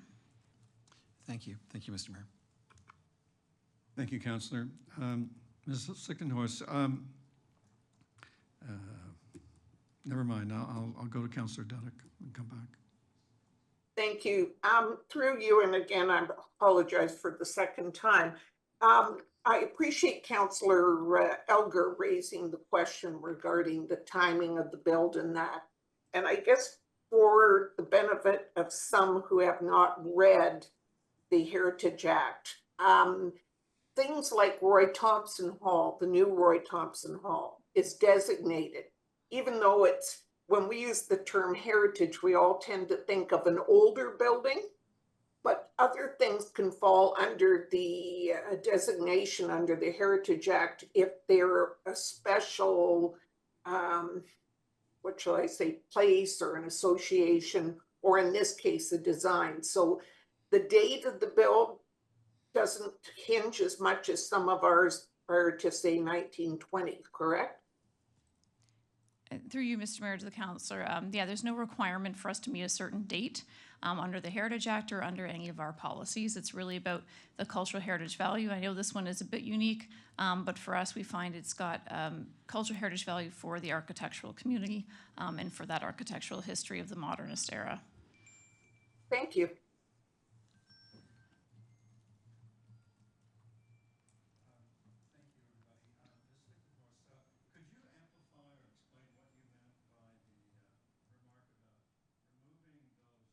Interior designations increase the flexibility for the owners. Could you just expand on that remark? Yes, to you, Mr. Mayor. So when we initially looked at the property, we wanted to ensure that we were looking at the whole of the building because it was designed really from the interior and the exterior, and so some of those pieces we included from the interior. But again, we were hoping that the removal of those interior features would be, provide some flexibility, but also some support for owners, either existing owners or future owners, to be able to undertake interior renovations on the property without having to get heritage approval. So this would help owners in terms of any interior alterations they want to do. They could continue on just requiring your standard building permit, but not having to get special heritage permit approval for anything on the interior. It is, of course, also harder for us to monitor and see all those interior changes on a property. So it makes sense in this case to remove them and allow for that change and flexibility in the interior. Okay, thank you very much for that. I see no more questions, and so I'll ask the clerk to call the listed delegations. Glenn Piotrowski.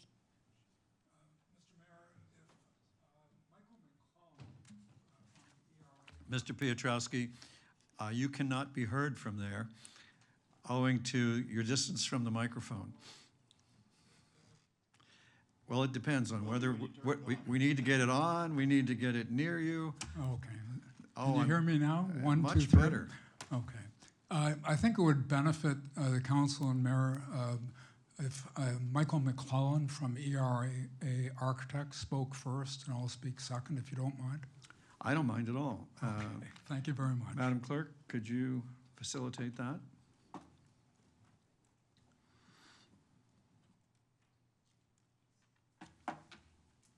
Michael McClelland, we've put you in the order. You should be able to speak now. Okay, I can speak. I don't think you can see me, but I can speak. Can people hear me now? Thumbs up? Yes, Okay. we can hear you very well. Thank you. Okay, thank you very much. Mayor and council, my name is Michael McClelland. I'm a heritage architect.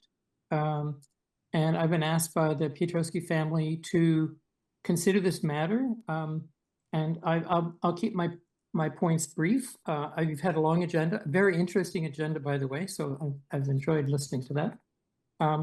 The report that was done on June 24th by the two Planning and Development Council states that that basically they felt now, after originally there were 5 criteria met. This report says the property meets at least 2 of the criteria. And so that's part of the contention, the issue of contention. And I believe you received a letter from David Bronskill of Goodman's law firm. And I don't know how you got that because it's not on the agenda, but I think you've received that letter. And that was basically done in discussion with me. And he outlined his concerns about the criteria. And I'll just read briefly from that letter, if I might.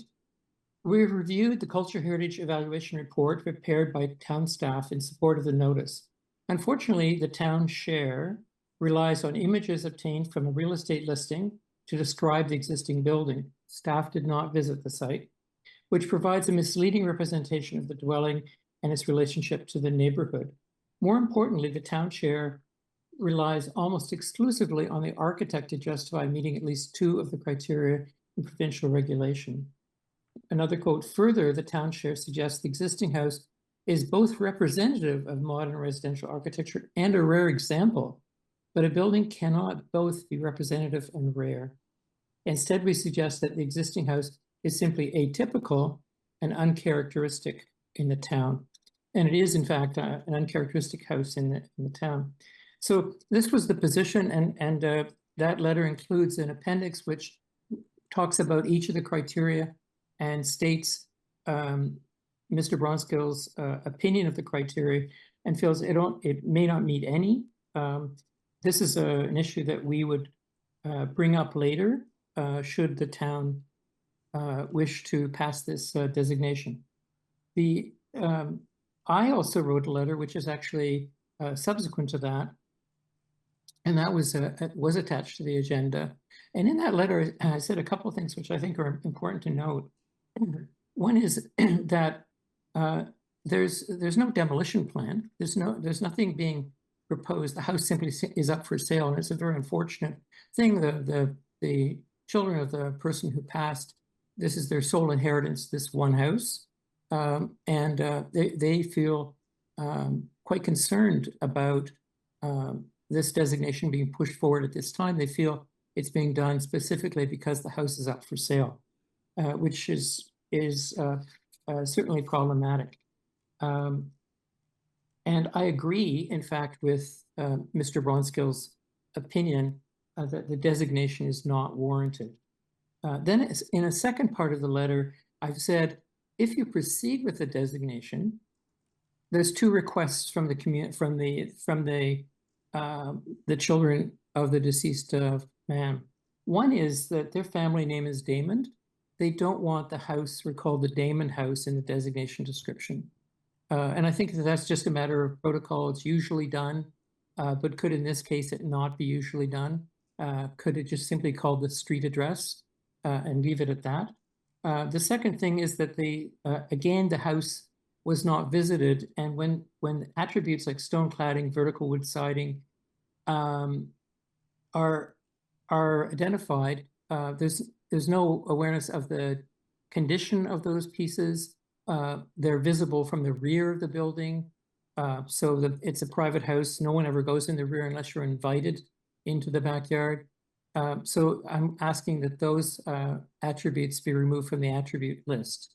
So there's two things. One is to sort of say opposed to the designation. It's unfortunate, but the other point to mention, and I think it's brought up a couple of times, that the municipality is addressing the province's changes to the Heritage Act, and the changes to the Heritage Act have happened again, and instead of listed buildings having to be designated before January, there's another 2-year delay or 2-year postponement of that. And in fact, it may be postponed indefinitely. The Act provides for that now. So the concern is not really great for the municipality. And what I'd like you to weigh is the consequences, the impact on the family, and the real necessity to do this at this time. And I'll leave my points there, and I think Mr. Petrowski would like to speak.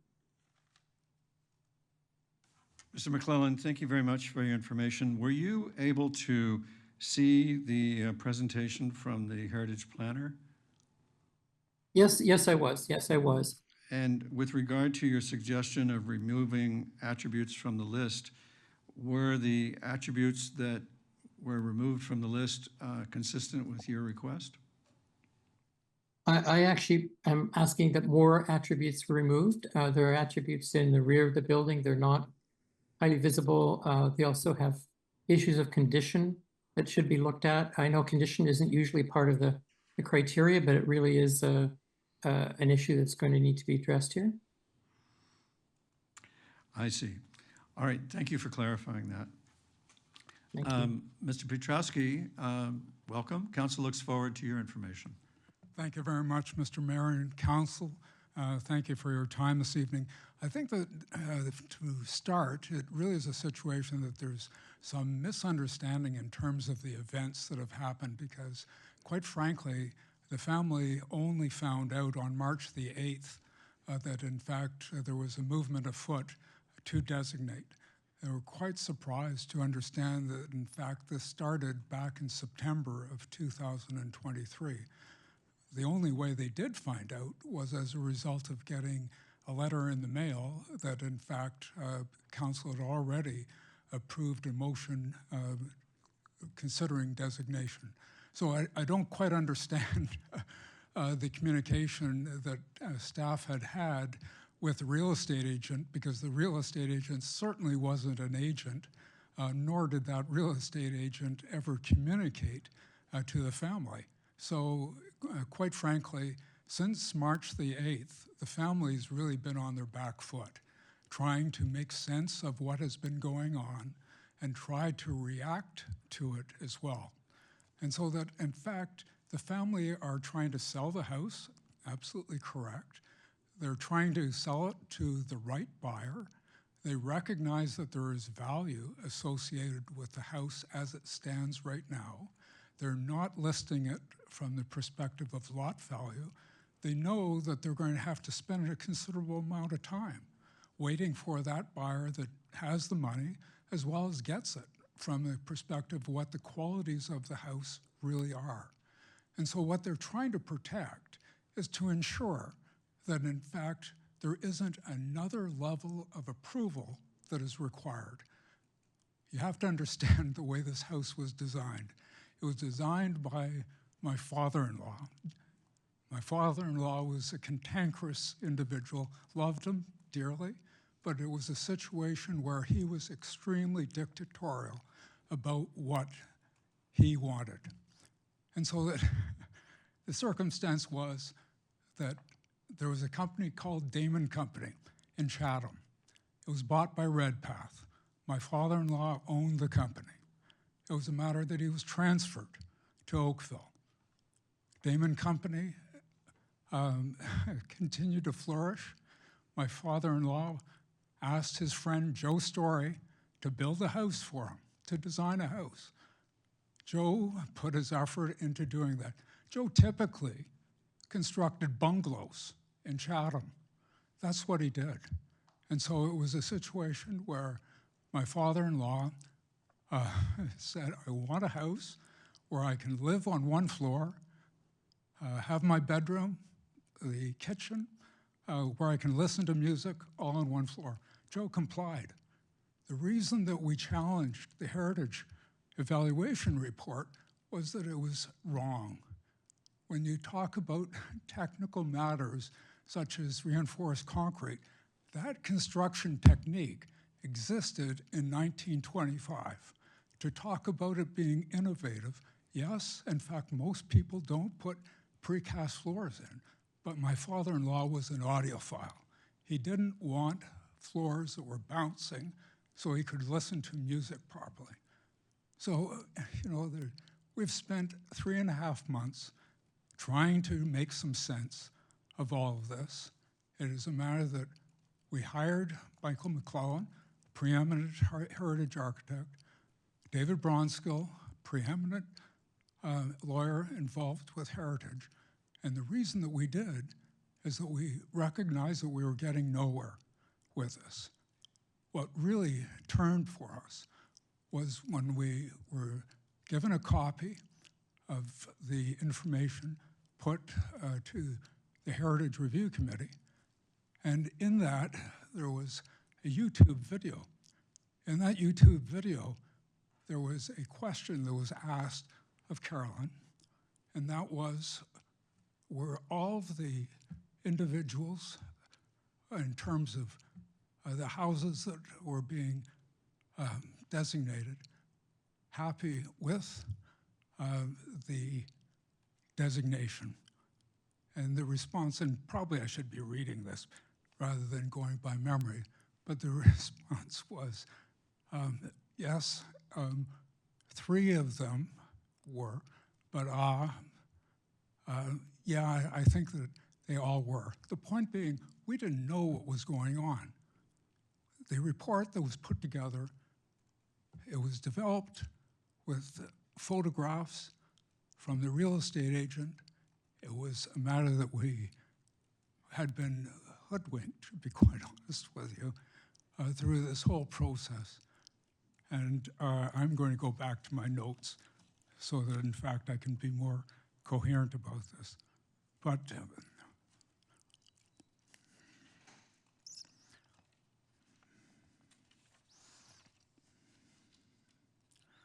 so if I could just read what really transpired at that Heritage Advisory Committee meeting. At the meeting, the committee member, Carrie Colburn, asked Carolyn, are all the homeowners in agreement with the designation? Carolyn answered, we have 3 very excited and 1 has not said that they're not excited. So far, yes, we have generally support and agreement from the homeowners. To be clear, we didn't know what was going on. So we look at it from the perspective that the family are looking to ensure that the house is sold to the right buyer. We're recognizing that it's going to be a significant challenge. We know, they told that this whole process has taken on all of the family members over the last 3.5 months, and to that end, that's why they don't want the name associated with it any longer. The reality is that we've had so many fantastic events that have been hosted at the house. To a large extent, there is a real unfortunate attitude that we've got now as a result of what's transpired for the last 3.5 months. So from our perspective, it's really a situation where my father-in-law tried to do his best all the time, and I don't know that we should really be penalizing someone who in fact has tried as we are trying. So I look at it from the perspective that Joe Story was a Chatham-based architect. He was a sole practitioner. Yes, there's one building that has heritage designation in the purportedly the 1,000 that is constructed. Just one. 2 are listed, his own house and another house for a relative. There is a real effort that has been put in because Joe would have been 100 years old last year. So that the family have had this whole movement to ensure that in fact his legacy was protected. And to a large extent, this is what this effort is as well. So unfortunately, Joe tried hard. I don't want to discredit his efforts at all, but there's nothing particularly unique about this. So, that's all I have to say. Thank you very much. Are you relieved at the removal of the floor slabs from the criteria from the designated part of the house? Mr. Mayor, in fact, it was only removed as a result of it being challenged. So And you're, the house definitely has to be renovated inside because the configuration is such that it does not fit in relation to another type of use or family. But from the perspective of change, it should be changed unencumbered. So if I'm hearing you correctly, you're glad for or relieved by the removal of the interior attributes from? Absolutely. Thank you.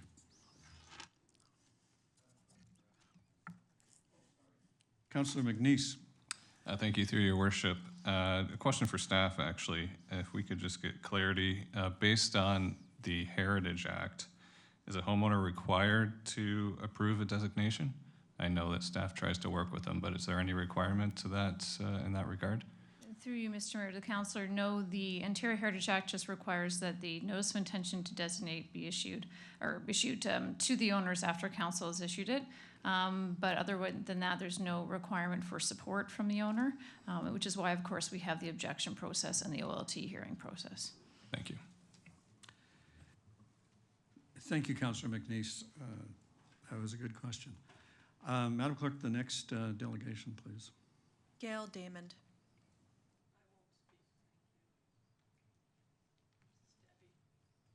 Debbie Damond. Welcome, all the same. We look forward to your information. Thank you.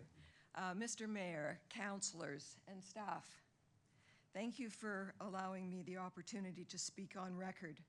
I have prepared remarks to address both the process and the criteria which has led to this moment. I apologize in advance that there may be some duplication or repetition of what my brother-in-law has said, and I know that for sure Councillor Longo has already mentioned the word puck, and everybody would like to get on this to cheer on the Oilers. So I will be as concise as I can be. The family of Stuart Damon has been objecting in writing to staff since we first learned that the property was listed. I believe that was in 2019. Fast forward to March 8th, 2024, the family received by regular mail the notice of intention to designate. It was with shock and disappointment that we learned that town staff had been evaluating the property since September of 2023. The Town of Oakville website states, staff will reach out to property owners of these listed properties throughout the evaluation and designation process. Staff did not. At the meeting of the Oakville Heritage Advisory Committee, member Carrie Colburn asked the staff, are the homeowners in agreement with the designation? And staff said, we have 3 that are very excited and 1 that has not said that they are not excited. So yes, in general, we have agreement from the homeowners. No one on the committee asked, well, they weren't, what did they say if they didn't say they were not excited? But there was nothing disclosed. There was no further questions about that. Presumably, Carrie Colburn asked the question because she thought it was relevant to her decision about whether to recommend designation. Therefore, knowing that the reason we did not object was because we did not know, may have affected whether the designation proceeded that night, and then again on in March 4th. The one who has not said that they are not excited clearly is the family of Stuart Damon. We received the letter and we were devastated. Had we been communicated with back in September 2023, the ensuing 9 months would look very different. For certain, we would have made sure that the staged photographs in the real estate listing would not have been used in the research report to elicit support from the Oakville Heritage Advisory Committee. That action by the town staff was also, at a minimum, misleading. And related to criteria to recommend designation, our lawyer and our heritage architect, Joseph Story, has been said to be a significant modern architect in Ontario. This is his only house in Oakville, and near the other 999 buildings or renovations that he's been involved in are all in Kent County. Staff who are giddy at the thought of having their first modern house to be designated have co-opted and embraced the narrative that has been put forth largely through the articles that were mentioned in the newspapers, etc. All of those things were at the behest of the daughter of the architect in order to enhance his legacy. Now, to state the obvious, in the case of a house which needs significant renovation, a heritage designation will discourage most buyers because of the time and therefore the money to satisfy added oversight of municipal committees. I have firsthand experience with this. I bought a house that needed extensive renovation in Mississauga, and the cost and time overruns were substantial. I respectfully ask that you, Mr. Mayor, councilors, and staff, how would you feel if you were responsible to sell a family home and midway through that selling process, a municipal body claimed your house as a prize for their collection of heritage properties, with the resulting negative impact of an encumbrance for future buyers? Our father's house, due to its design, is already of interest to a very small portion of buyers. To add heritage designation will further weaken the pool of potential buyers. For the extraordinary work of communicating our objection to this designation since becoming aware, we are exhausted, disheartened by the lack of interest. Only a few of the councilors, when we reached out to them to please hear us out before this meeting, we're thankful that a few of them did. That we as executors, we've had to hire a lawyer and heritage architect, and that has caused financial stress. That the process has caused us great emotional stress. That it has sullied, it has tarnished our love of our house and our memory of how our dad loved the house. It is inevitably going to sever a 60-year bond of friendship between the Damon and Story families. I ask that council do what's good and right and vote to withdraw the intention to designate 2366 Carrington Place. Thank you for your consideration. Thank you very much, ma'am. You have questions if you would, if you'd consider questions. Councillor Lischina and then Councillor Dudek. Sorry, where to look? Thank you, Your Worship. Thank you for the delegation. My question is since this property has been on the market, I'm not sure if it was on and off the market, but has there been change in real estate agents? We actually canceled the listing once we found out that the listing agent was aware when he received an email, I believe it was in September of 2023. It was from Carolyn Van Sligtenhorst and there, as she mentioned, there were several that followed that she asked for contact information. Now, I noticed that the town had no trouble finding us to send tax bills. Those all have appeared in the community mailbox and have been, the town of Oakville has received checks, all signed by us. And so it seems unusual that Damon was not able to be contacted. But in actual fact, the real estate company has suffered in this too because of their negligence, because they failed to imagine the importance of what the Carolyn was asking for. We canceled the listing. So okay. we have taken no, thank you. So you off the market. Okay, so staff did, as noted in that first slide, they did contact the real estate agent. They did. They just did not contact you. Okay, they did not. Thank you. Thank you, Councillor. Councillor Dudek.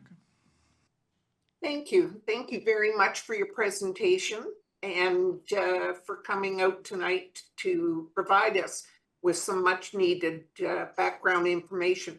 At the onset of your presentation, you referenced 2019. What was that in reference to? I believe that we found out that the house, 2366 Carrington Place, had been placed on the listed list. Not the designated list, but the listed list.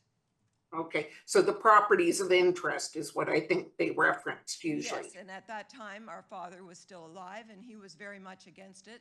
And my sister, Gail Damon, wrote emails to Carolyn Van Sligtenhorst to find out how we could get that property off the listed list because our father was very opposed to it. And she said, well, probably you'd have to apply for a demolition permit. But I don't really recommend that because then it would automatically go to designated. So we just sort of said, well, let's just hope this never happens. It seems that we have no recourse, is the way we felt in 2019. Okay. I know there were quite a few people that were on that list in 2019, as Ms. Carolyn referenced, approximately 300 properties that were listed. When, might I ask, that your father passed? It will be 2 years. Okay. 2 years tomorrow. Okay, okay. And how long have you had the property listed prior to not having the agent engaged anymore? We listed it in April of 2023, correct? Okay. April of 2023. Alrighty, thank you very much. Anything else, Mayor Burton? I think you've passed the questioning. Thank you very much. Thank you. Madam Clerk? David Bronskill. He had registered, but he didn't register with the clerk before the meeting. I took Mr. McClellan to suggest that Mr. Bronskill might not be appearing. And Mr. McClellan is still on the line, and there is no sign of Mr. Bronskill. Neil Damon. Mr. Damon, welcome. Council looks forward to your information. Thank you very much, everybody. I guess I prepared a couple of things, but at first I'd like you to consider what it means when someone says, they didn't say they were not excited. And I wonder if anybody wonders about that, because it could imply many things. For example, they were ambivalent. They were busy, didn't want to talk about it. But it doesn't suggest to me that we never got a hold of them and we don't know. The fourth, we don't know how they feel. Saying they didn't say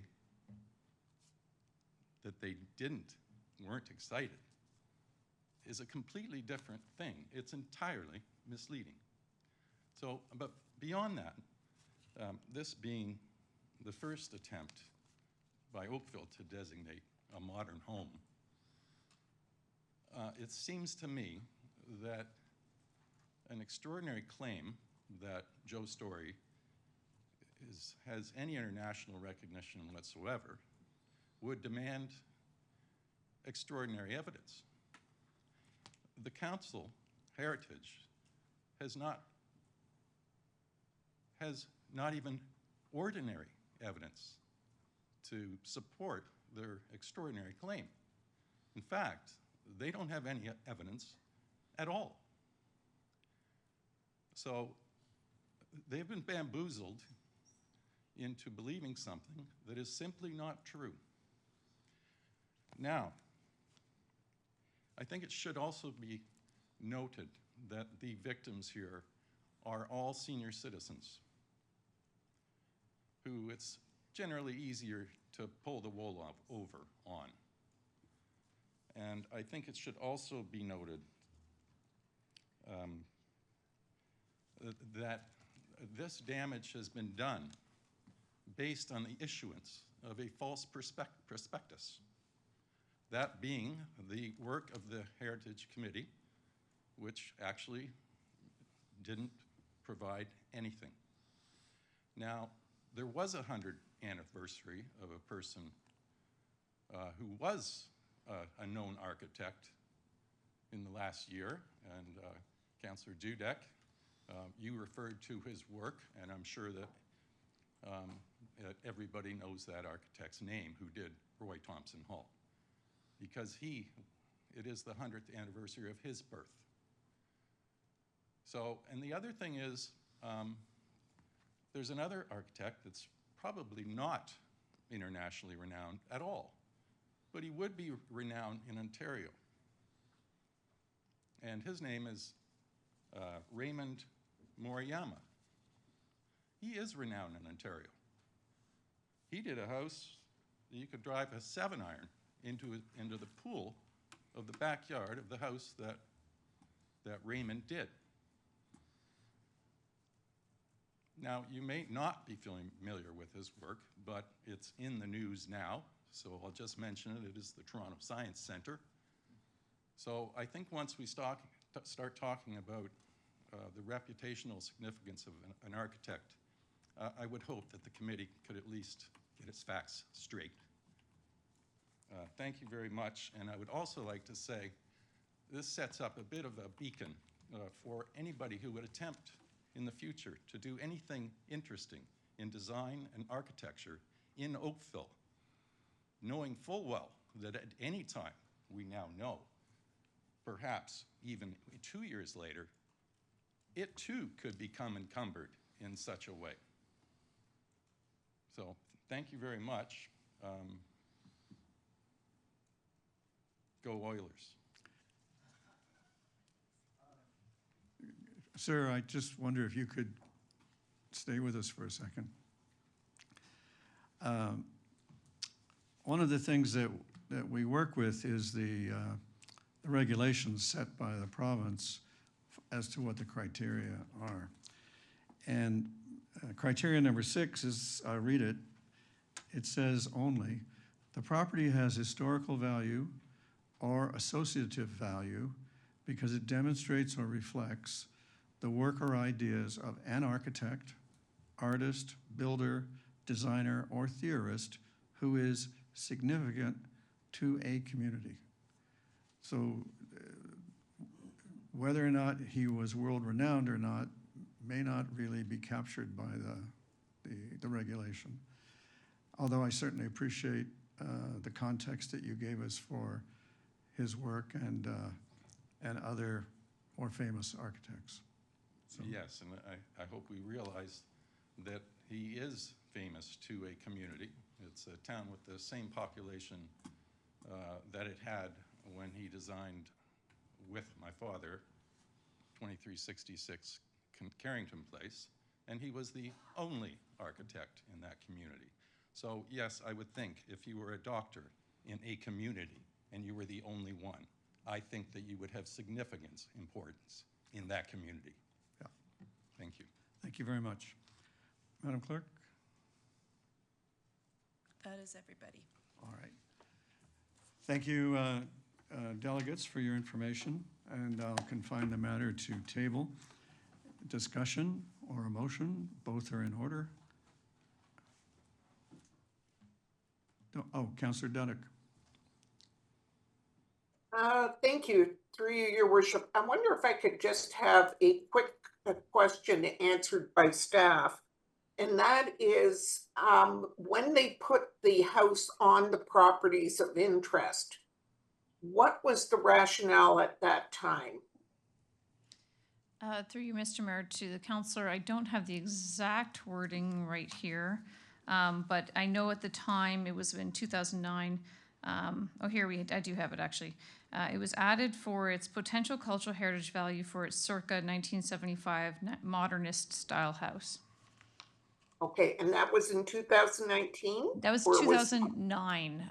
Those recent communications in 2019 were not related to the beginning of when it was added, just to its status itself.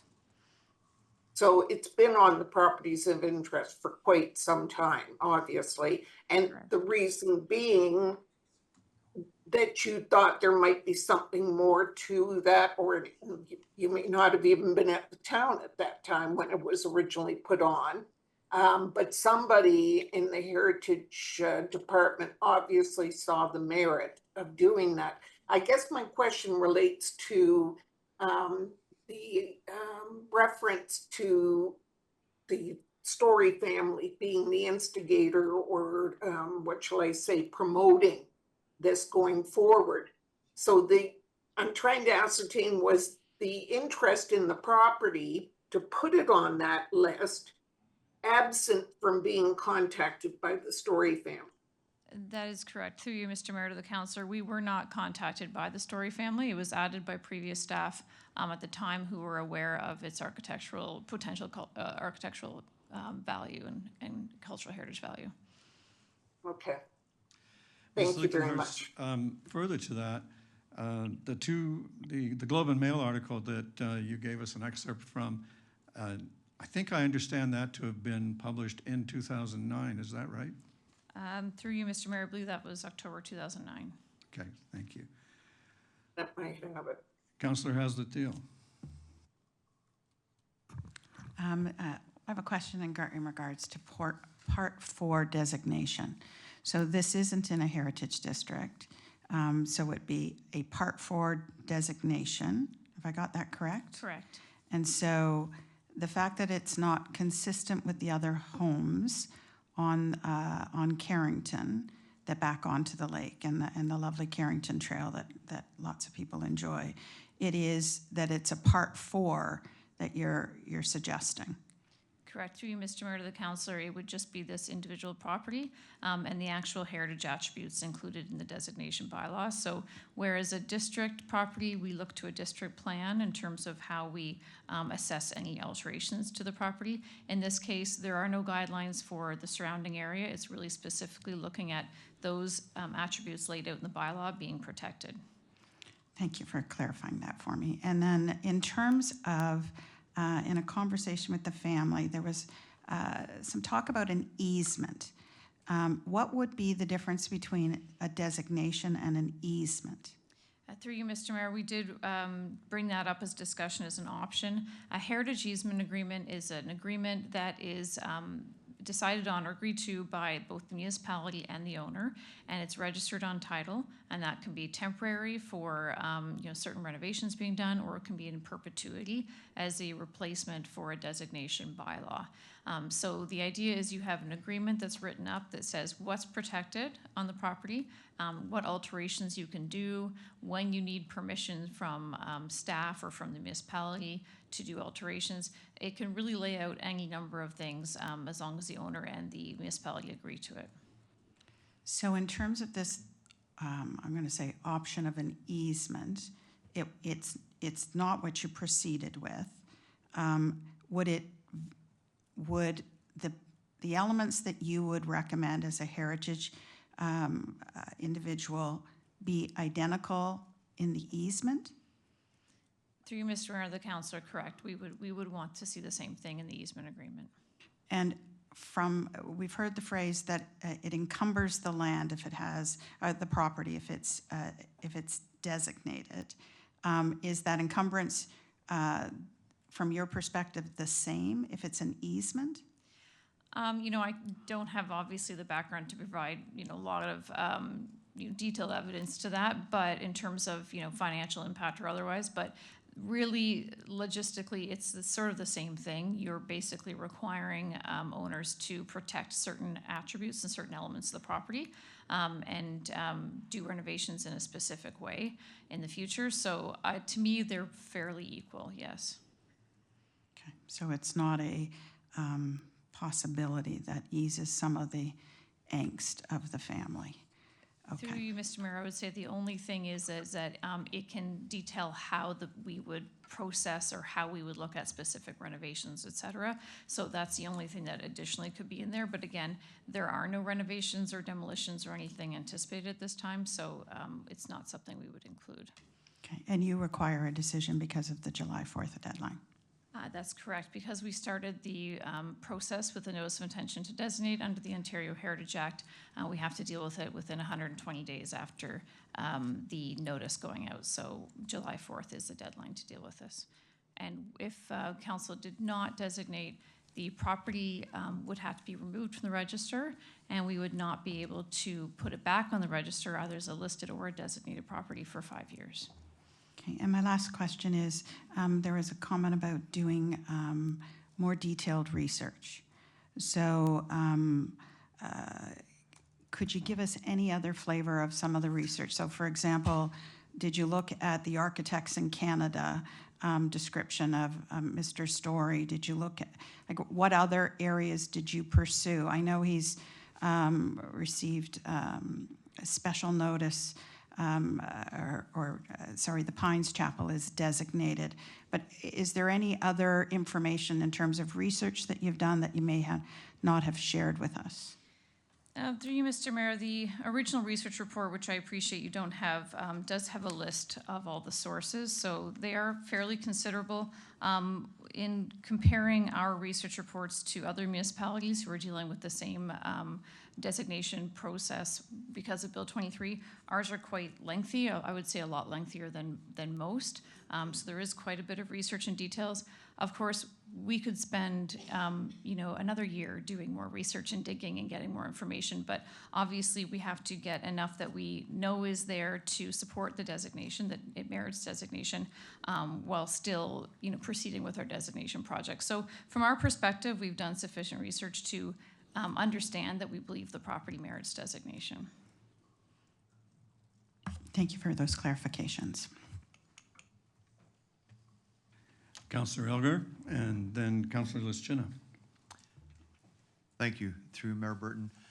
So just so I'll understand, so if I bought that house, the exterior would have to say exactly like it is, but I could blow apart the whole inside and do something totally different? Through you, Mr. Mayor, to the councillor, the idea would be to maintain the overall look on the outside. If there are materials that are in poor condition, obviously they could be replaced, but we would just want to see them replaced in kind. So any designated property, especially ones that are 150 years old, obviously materials deteriorate over time and need repair. So it's not to say you can't do any changes, it's just about managing those changes. As far as the interior goes, the way we have it here today, you would not need any special heritage permissions. We would also consider an addition to the property. If there was an addition more likely going out to the rear of the property of the building. Those are things we considered as well, as long as they are in keeping with the architectural style of the house. But from the back of the house, you wouldn't see it anyhow if you're driving down the street. So could they put addition onto the house? Correct, yes. Yep, to the we would probably want to see it to the rear, but yes, as long as it was done properly. So if this is approved tonight, they can still go to another level to have it taken away? So if council passes the bylaw tonight, the owners have a second opportunity to object, but this time it will go to the Ontario Land Tribunal. Okay. Thank you very much. Councillor Lischina.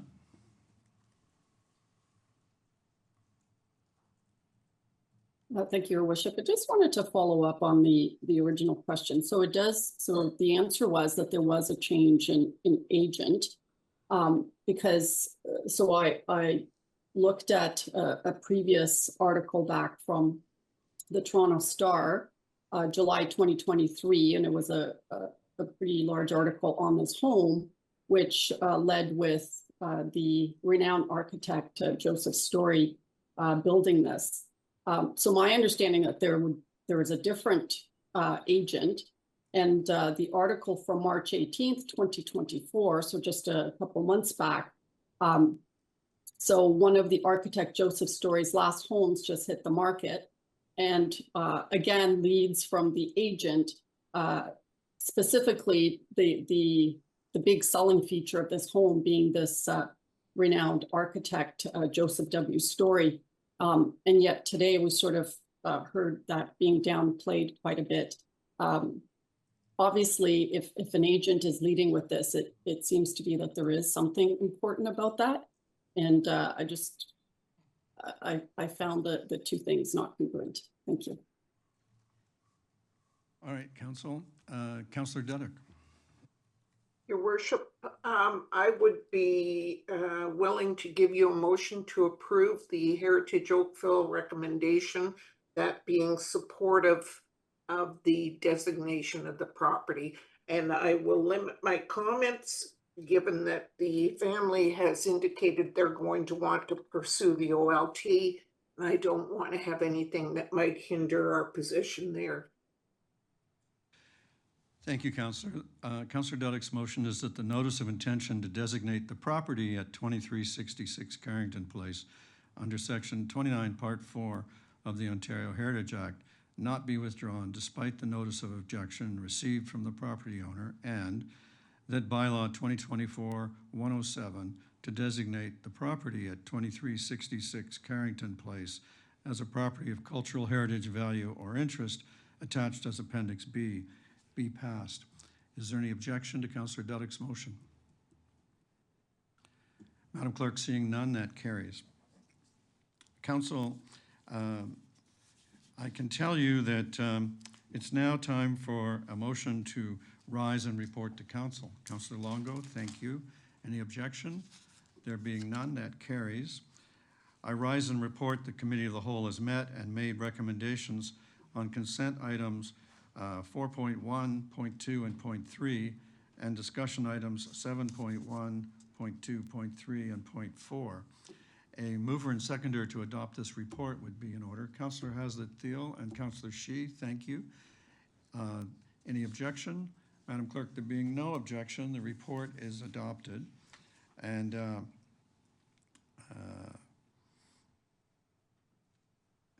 think that covers that page. Now, my next page. Is there any new business of an emergency, congratulatory, or condolence nature? I have one cheeky one. The first period is over and the score is 1-1. So no matter which side you're rooting for, you've got something to cheer you on. Then in that case, a mover and seconder for consideration and reading of the bylaws is in order. Councillor Chisholm and Councillor McNeice, thank you. Any objection? Madam Clerk, there being none, the bylaws are considered read and passed. Thank you, everybody, for the detailed work that you did tonight on this otherwise short agenda. It's been terrific working with you, and go Oilers. We're done.